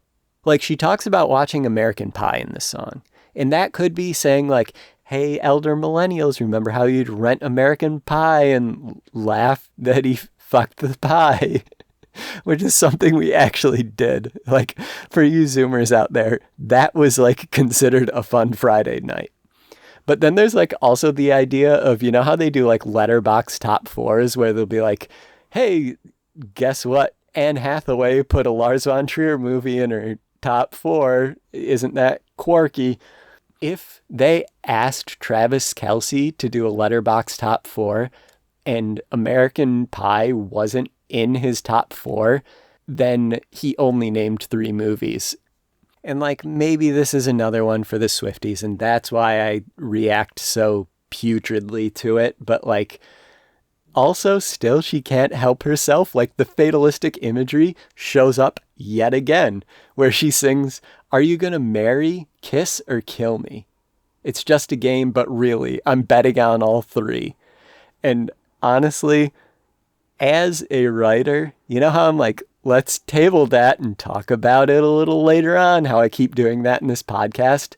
When we watched the Super Bowl, we all saw what was coming. When Travis reacted that way in front of the entire nation to the most well-respected coach in football now that Belichick is gone. Like, he had that freak out to Andy Reid with total blinders on. And like, a horse girl can recognize a non-broken horse who's reacting that way with no blinders on. She's saying, marry me, kiss me, or kill me, because you know that locked and loaded, you're going to hear Taylor singing like, CTE, you had me seeing red, you healed your heart, you were hurt by your head. Like, you know that there's going to be a moment where the domestic violence song comes out. Not to be untoward, not to have a ghetto gaggers moment, but we know that Taylor is setting this up with the marry, kiss, or kill me situation. And then like, seeing red is just too perfect, and it's coming. You know it's coming. Any Swiftie can see it coming from a mile away. And it's a victim narrative that she's never used before. So like, you know, she's got that, just that pot is simmering right now. But it did make me laugh that Blondie pulled out like the small little Angel GF quote of like, tell me what you thought of me when you first saw me. Like that is literally your girlfriend, like, planning a love bombing even when it's peacetime. Like, did you think I was so small and little when you saw me? The first time you saw me?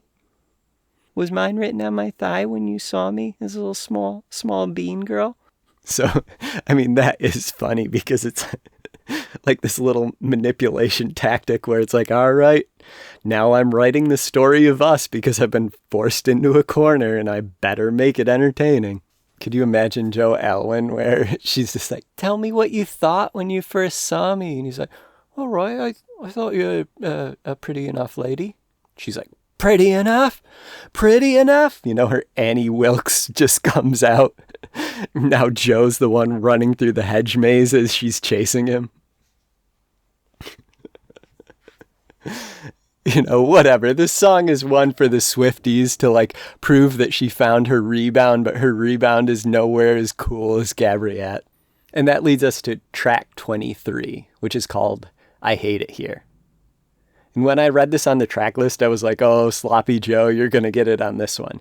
But in actuality, it's like a pretty funny and well-written song, which like the prior song was not.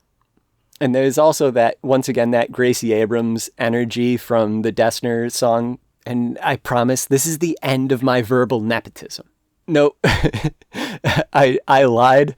I'm actually, once I get to one song, there are some lyrics that I'm really tempted to read. If I do that, I'm never going to beat the misogyny if I read these lyrics, but I want to read these lyrics to you so bad. Tune in to see if I commit another sin against women. Anyways, back to I Hate It Here. All of this was just to distract you from the fact that I don't want to say the 1830s line. I can't defend it.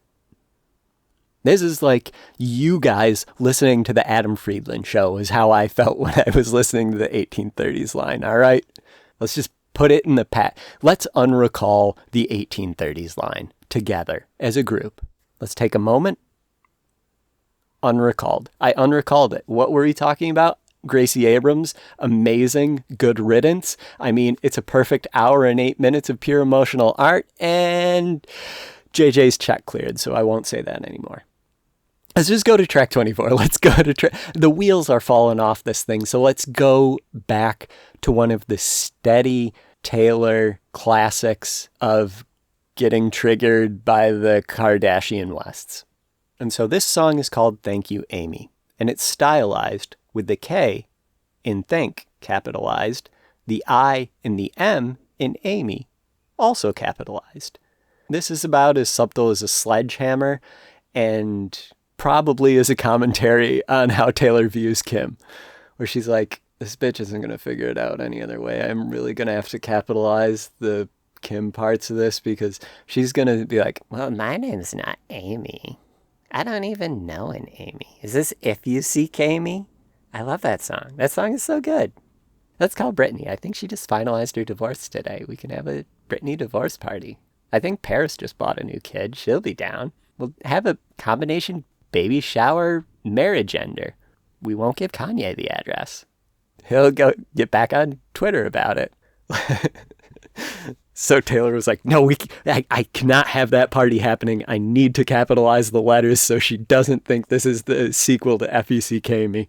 And so this is like bullying the bully. And you know how in every like fight, it's always like David versus Goliath, and Taylor is David and Goliath at once most of the time.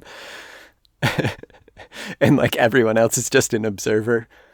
You know, there is the fatalistic imagery here of like Amy killing her and stomping on her grave. And there's that stupid cliche of like the best revenge is success type thing. Like, you didn't realize that I was building my MLM empire when you were hating on me. This is 1,000% a song for the MLM girls. And then there are like these mean-spirited moments thrown in there too. Like, oh, Miss Piggy wished Kim was dead. Like, how saintly. You know what's saintly? Living with Kanye. Freeing yourself from him, dealing with the tweets that have a blowback from that, and then finding out he respawned into your life via your daughter, and then now you have 18 more years in the slammer. That is saintly. The fact that Kim is not Joe Alwyn level depressed right now, that is saintly. No pun intended. But I guess it's nice that Taylor does need to flex, you know. I'll let her flex. I do a little flexing myself every now and then. I do some flexing sometimes. Miranda Crossgrove voice. I like to flex. What's your favorite flex? Probably saying that I'm more creative than 90% of the world. And then Whitney cackles. Like, honestly, at some points, like, she has to build up her Goliath of Kim. Like, she sings, "There's a moment of truth that there wouldn't be this if there hadn't been you." Where it's like, I call bullshit on that. Like, Taylor is this big blonde machine that was built to do this. Like, if Kim never existed, Taylor would still be here in like the exact same form. Just, she would have to find a different rep symbol. Like, that would be the extent of how different she is. Like, if there hadn't been Kim, Taylor would be mostly almost exactly the same person. So that is a bit of like mythologizing her villain. And then there's like this laughably silly portion of the song where the only two people who will know the song is about you and me, where it's like, I guess that would be a little more powerful if you didn't literally capitalize Kim's name, where she's like, I changed the names so no one will know, but your daughter will come home singing a song that only we will know is about us. Like, no, you could not be more obvious. Like, the Swifties aren't breaking the Zodiac's cryptogram to be like, I think this one is about Kim. I don't know about you. Like, my mailer delusions are not needed on this one to go deep down to be like, if you slow the song down, it kind of sounds like Ray J. And so, you know, like, congratulations on defeating your enemy, Taylor. Very valiant. Like, Kim went on that fat bearded cucked Jimmy Kimmel's show and he tried to ask about it and she's just like, I'm doing good. Like, does not give a fuck. Like, you think you're the storm in Kim's life? You're not in the top 10. You know how I did my top 13 Taylor songs? You're not in the top 13 grievances that Kim has right now, Taylor. All right. Anyways, let's go to song 25 because it's appealing to me because it's the pervertedly named I Look in People's Windows.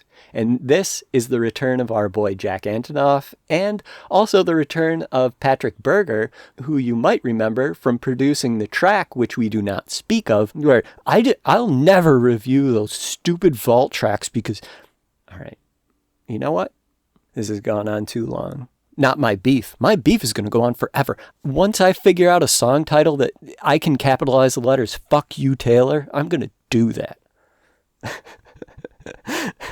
It's going to be a really long song title. Like, if you had to make an acronym for LOML, imagine the acronym that I'm going to have to create for this song, where I might just have to make a song called Fuck Taylor and then, like, spell out the acronym in all of the verses, because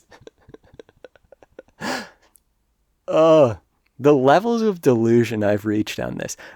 I thought this was going to be like a small project where I was like, I'm just going to save this because I need Twitter followers, even though my Twitter views are totally jacked up, where like I'm just mutually following a bunch of people, like just like Patriot Mama 69, where I've muted her and she's muted me, and there's just like this stalemate of following so that we both look like we have an audience, so that we don't feel like we're screaming into the void. And so that's how this podcast came about. But now here I am, like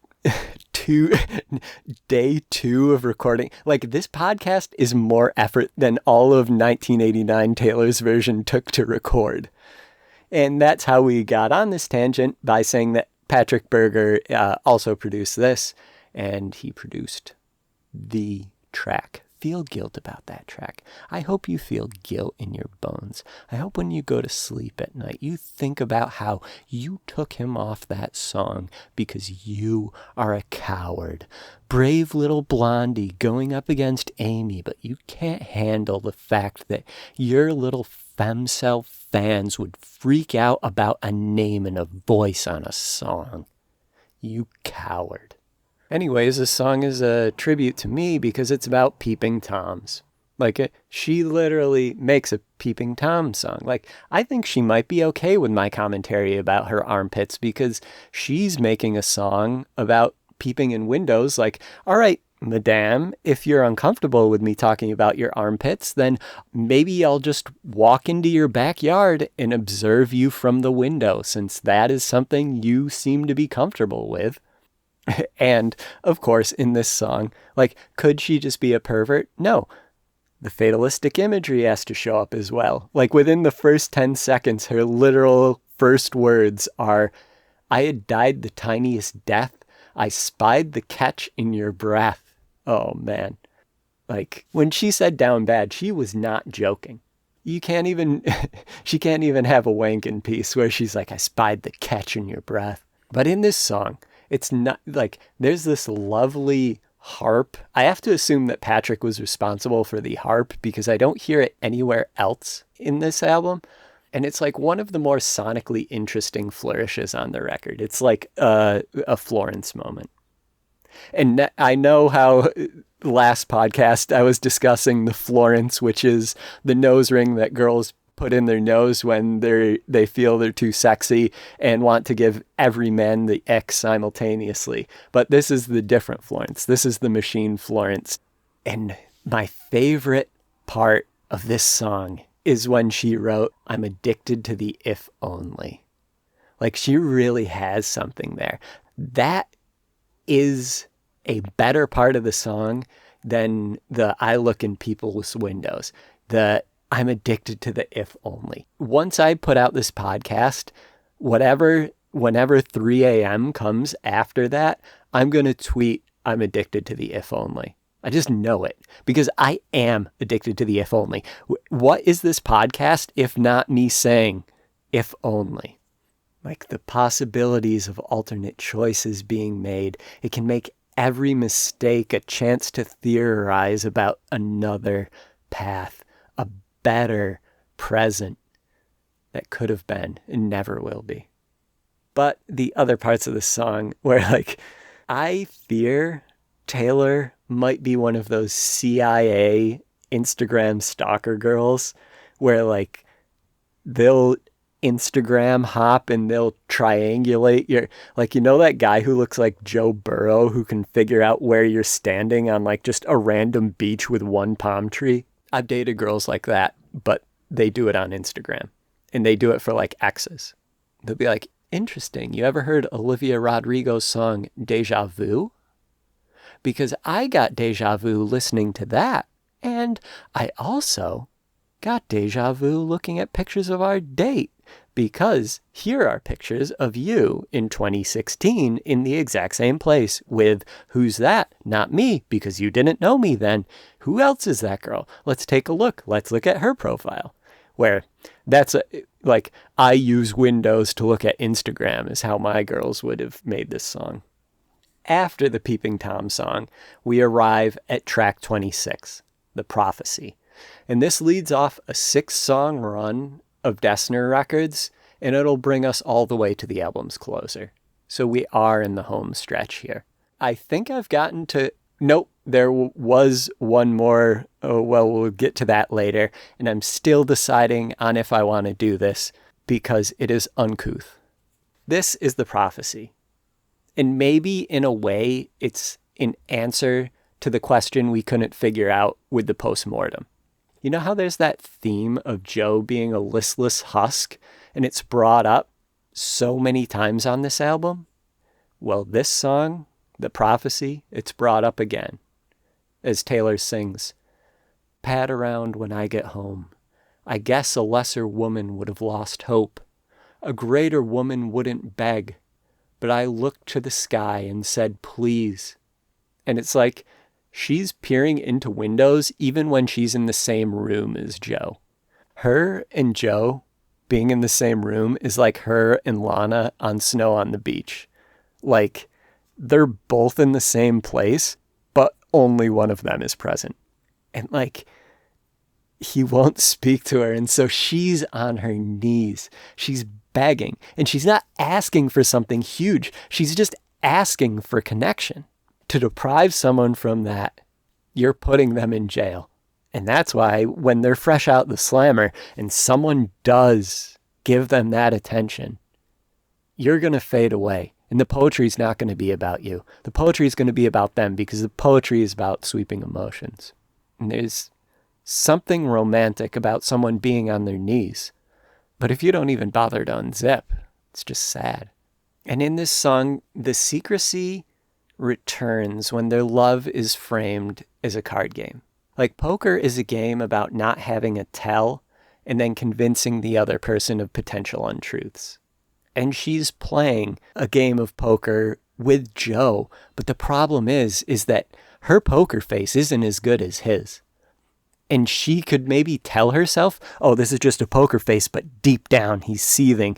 Deep down he knows that he doesn't have the good hand, and I hold all the cards, and I'm going to take the pot, and he's terrified of that. And then she finds out, no, it's not a poker face. That expression is how he feels. And so, the fatalistic imagery, the obsession with poison happens again as she sings, "Poison blood from the wound of a pricked hand."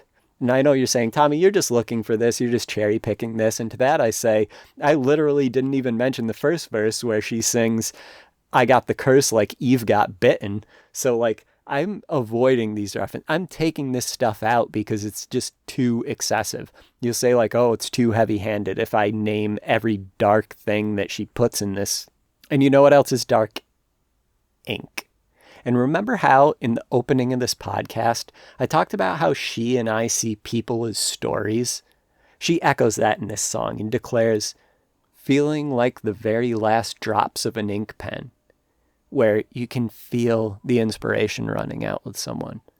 That's why I've never romanticized these long married couples, because I love the first date dinner. I love the emotional archaeology of it all. And when you know someone so well that you can write their words, the ink starts to dry up. Like, I have their story. And we either need another sweeping gesture, or I can end the story with you. Or there are girls that I've encountered where I've said like, oh, this is going to be a muse, and then the story never comes.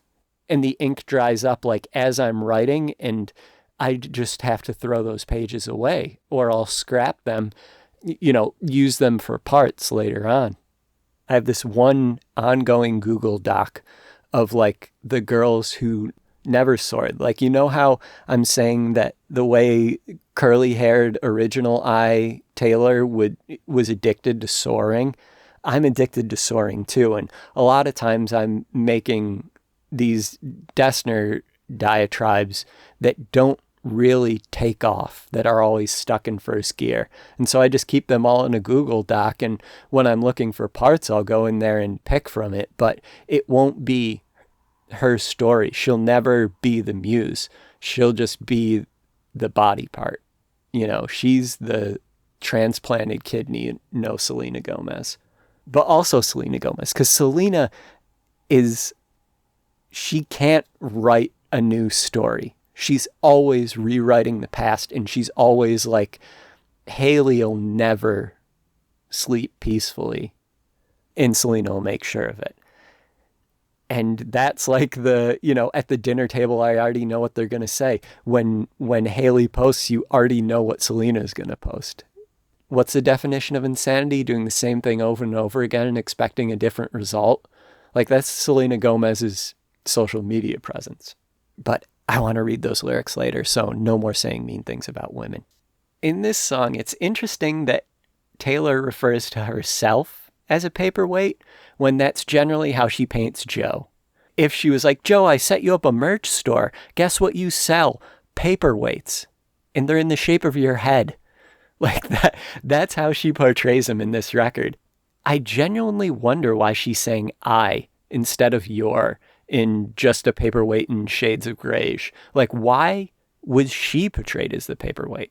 Maybe it goes back to the dark academia that she was like influenced by here, where like a paperweight is a talisman. And then we get to track 27, which is named Cassandra. And I was like, yes, this will complete the imaginary Dyke Lust trilogy between Olivia's Lucy, Gracie's Amelie, and Taylor's Cassandra. But guess what? Once again, the Gaylors, you get nothing. This is more fatalistic garbage. A truly, truly unlistenable song. Like, the Gaylors, you could have got Lacey, oh Lacey, or you could have got Amelie, but no, you get Cassandra, where it's like, we're the witches you couldn't burn, but I guess we're also some of the witches you did burn. Like, it's that type shit, like classic victim narrative. Oh, I'm a woman, like anti-Catholic shit. Like, this is like freshman year. I've only read 3 books, and so now I'm going to start interjecting them into every conversation I have. Oh no, sure, go on. Put Athena in every conversation we have.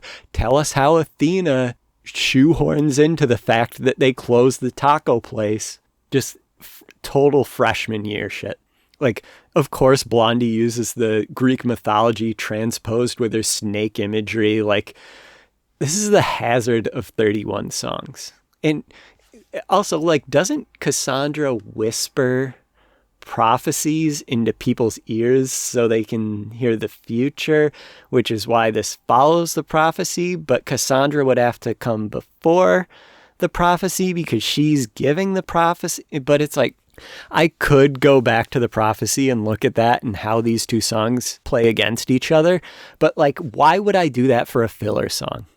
30 tracks would be so much nicer, but 31 is 13 transposed, and we have to do this numerology shit again. Where, like, we just have these girl boss lyrics. When the truth comes out, it's quiet. Where it's like, I should have been quiet reviewing this song because now this is just going to be ammunition for the misogynists. Like, not everything that is terrible is a misogynist take on it. Like, sit down there, put Cassandra on repeat, listen to this song 3 times, and then come out and say like, oh, that was a good use of my time. Oh, that was fulfilling. Oh, that was an emotional experience. Cassandra triggered me. I'm going to do it. All right. Track 28 is called Peter. And here we go. I'm so sorry. My mom is right about me. Because even before I listened to Peter, all I could think about is not Peter, but Peters, as in Miss Maisie Peters. and her absolutely phenomenal song called Wendy. Like it was such an overlap that I was like half preparing for a diss track because Maisie, her last name is Peter and then she wrote the definitive Peter Pan song and she released it like 8 months ago. So like, Maisie has been outwriting her and I thought the beef was coming, but that's not the case. They can't beef because it turns out I looked into it and Maisie is signed to Ed Sheeran's record label and like Ed Sheeran is just a tattooed Labrador to Taylor. She would never beef with Maisie Peters. And so I found my way in. Yes. All right. Yes, this is perfect. Taylor Swift would never beef with Maisie Peters. I almost knocked over my mic doing that. I got so excited because I figured out a way to do this where I'm not a bad person. Listen to me, Blondie. Listen to me. Taylor Swift would never beef with Maisie Peters because Maisie Peters is signed to her good friend, tattooed golden retriever, Ed Sheeran's record label. Taylor would never beef with Maisie Peters. Repeat after me, Blondie. Taylor would never beef with Maisie Peters. Well, now that we got that out of the way, I would not like to talk about this Peter song because it sucks, and I'd like to read you some lyrics that Maisie Peters wrote for her song Wendy. I might even get choked up doing this. I love these lyrics. Like, Yoko is my favorite Maisie Peters song, so listen to that. But then I'm going to read you. These are, like, I'm not going to do verse, chorus, verse. These are just some of the lyrics just to give you a sampler platter. So, like, when you're done playing with your Peter, check out Wendy. You're rolling like a stone. You're laughing like a kid. You're calling like the future. Then you're closed up like a fist. Lost the page when you kiss me. Now I remember the whole book. She almost lost her way 'cause she followed him after one look. You could take me to Neverland, baby. We could live off of magic and maybes. But I know the girl you want, and it scares me. Behind every lost boy, there's always a Wendy. And you're pretty like a girl, till you're vicious like a man. Yeah, you gave up the ghost, leaving halfway through the band. Then you're evasive on the phone, till you're sorry on the floor. So I'm throwing you a bone, 'cause you don't want me, and you're sure that if I'm not careful, I'll wake up and we'll be married, and I'll still flinch at the sound of a door. So lock the window and turn up the AC. You'll throw your rocks and you'll scream that you hate me. But it gets old, being forever 20. And what about my wings? What about Wendy? Take the hand and go with him. Be the clock that he watches. Wait until he gets bored and wanders back to the forest. Lose the world you live in. Pretend that it's what you wanted. It's a life that I could have. I know. Like, how fucking good is that? Like, she mogged Peter so hard. Wendy took Peter out back and whooped his little boy ass. Miss Maisie, you were on one with that Good Witch album. Was that too much? I don't know. I guess maybe my 5'8" ass really is the smallest man in the world, but I'm forever Peter, and you can't force me to leave the Neverland of my own creation that is the T. James Reagan podcast. And yet, you're the clock that I watch, and I see that you are getting tired. I will have the restraint that Taylor did not on this record, and I will leave a little bit early. There are no more teases. There are only 3 more reviews. Track 29 is the first of those reviews. This song is called The Bolter. Initially, I thought this was going to be a second diss against Kim, where Taylor was going to compare implants and be like, yours are bolt-on, mine's are cutie. But maybe women aren't thinking about implants as much as I am, so this song literally has nothing to do with that. Do you want to guess if there's fatalistic imagery? Guess a time. How many seconds in before we get this imagery. Lower. Guess lower. Guess lower. Nope. 5 seconds. 5 seconds? This Blondie is like, by all accounts, she almost drowned when she was 6 in frigid water, a curious child, ever reviled by everyone except her own father. Imagine if I just recited that. They would be like, okay, we're sending the authorities to your home. You are a danger to society. Like, Blondie, what in the Gillian Flynn-ass Wattpad fiction is this song? I mean, when this bitch said she was haunted, she was telling the truth. Because this, like, I thought the lover vibe was real, where it's like, oh, I'm dressed like a hamburger. I'm out by the pool and there are drag queens all around. Like, nope, she's in her notebook drowning grade schoolers. Also, in this song, it's really self-effacing, and it summarizes a lot of the anthology. Like, there are more death fears, more speeding cars, more slut-shaming, more loving the drama, more uses of the word fuck, more multiple lives, more liking problem men, more Americana and SeaWorld for trees, more games of secrecy, more horse girl illusions, more Blondie prioritizing her stories above everything and everyone just like I do. I mean, she pours the anthology into this song. And she also has some... She also has like a drowning 6-year-old that everyone hates. Like the whole town is like, fuck specifically that 6-year-old. I hope that bitch drowns. All right, we got to hurry this up. I promised I would hurry this up. The penultimate song on this album is track 30, and it's called Robin. Hoo-hoo, Robin.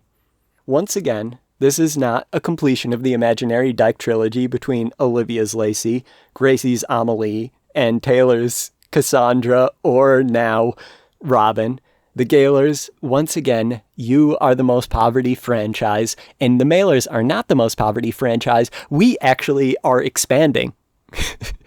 You know, the Mailers we're setting up shops in places I didn't even know existed. Wherever Lord is from, there's going to be a mailer franchise there. I'm almost certain it's New Zealand. I was thinking about this last night. You know how I took halftime? At halftime, I was thinking about this, and I'm like, Lord is from New Zealand. Or Ella. I'm not going to blaspheme like Taylor did earlier on this with that shitty Cassandra. Just talking about Cassandra triggered me again. Take it off the album. Retroactively. Treat it like that J. Cole Kendrick Lamar diss and make that shit disappear. It sucks. Anyways, Robin is a really sweet song. By no means should Robin have followed the Bolter insane track listing. I mean, at least put Cassandra as a buffer, like a palate cleanser, like the wasabi. Like, no one wants to eat Cassandra, but at least it can get the taste of drowning children out of our mouth before literally one of the sweetest songs Taylor's ever written. Because Robin is the name of Aaron's daughter. And I'm not going to make jokes about this or, you know, do my little memes about it. I'll just give you like straight up the details of it, because it's a sweet song about a little girl who actually exists and, you know, has a favorite spot on the swings. And I don't know, it's very precious, where it starts off with a long-lived take, like, long may be your reign. And it's like encouraging and kind and magical. And it's going to be like a fundamental building block of this little girl's life, where maybe some of the feelings that I thought So High School were going to give me actually do show up in this song, where it really is Taylor going back to being that little girl. And it's just so pleasant, where you can say like, oh, well, this is very specific to a very specific girl. But as much as I have been unkind to Swifties because of their politics and their forgiveness-free religion, they are the women who are raising our youth.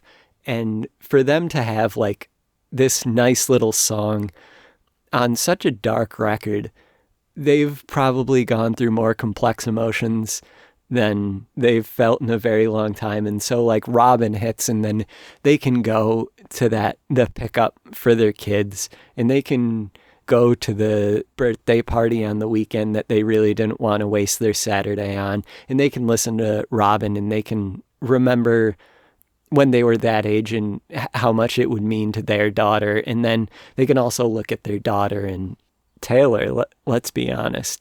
You should have seen our faces is going to be the story of that.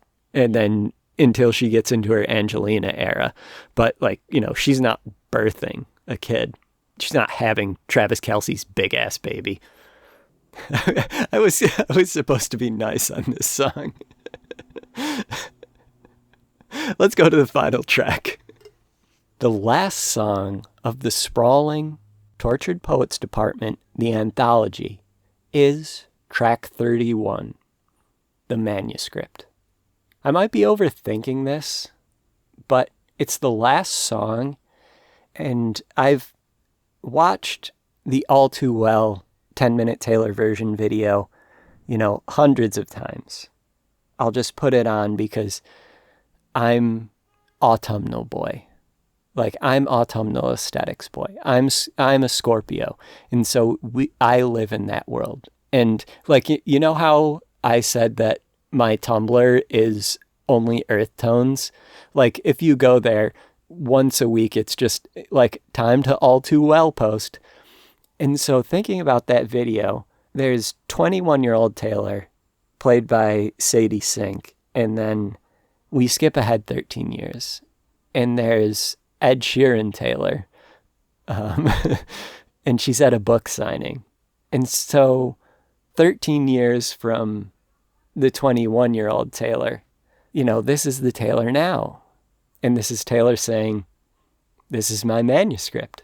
And she's closing the book. And maybe like because All Too Well's about Jake Gyllenhaal and this one is so much about Matty that like this is her closing the book on her habit of dating straight men who can't stop doing the gayest thing possible. Like they can't stop kissing their bandmates or performing Sondheim in the park. Like, how she shut down the Gaylors so hard every step of the way after 1989? Like, maybe this is her shutting down her, as Miss Olivia Rodrigo once put it, every guy I like is gay phase. Where let's imagine that the manuscript is the book that girl from All Too Well wrote, and it's a culmination of that journey. This is a break in that dark forest. The long journey is over. The manuscript is bound, and we flip the pages. He's gone, and we can't stop asking who specifically or why specifically, and what's left are the moments. Cute, small, specific times. A driver's license comparison and all the right responses. Those moments between the sheets and the words that led to the bed. The empty stroller that was never really there, and the hand on that imaginary bar with its imaginary ring. She knew exactly what she was doing. She did, right? I guess that's another question. Another question that we'll keep asking. And this manuscript could be adapted. There could be episodes here. But she's already relived this once. Could she do it again? No. Move forward. There's a new show that must go on, and you must hit your mark. Sure, the questions still exist, but Taylor knows why she allowed herself to hurt like this. And maybe, after another reread, the answers will become clearer, and the scars will become less noticeable. Or maybe, the manuscript is completed, and the story is no longer hers, and the next person to tell it will be a failed novelist on his abrasive podcast. And with that, Tortured Poets is the end of the anthology. The Tortured Poets Department is a sprawling canvas, the biggest that Taylor Swift has ever worked on. This allowed for a maximalist postmortem on two relationships, The longer of the two relationships received less ink. It was the shorter, messier, thrilling relationship that filled most of those poems. And maybe, sure, the story is truly over. But as Matty Healy once noted, I fell in love with her in stages. My whole life. And what happens when you fall in love with someone your whole life? Then you get the chance to have a genuine go at it, and it simply doesn't work. I don't know. Maybe it's time to reread the manuscript.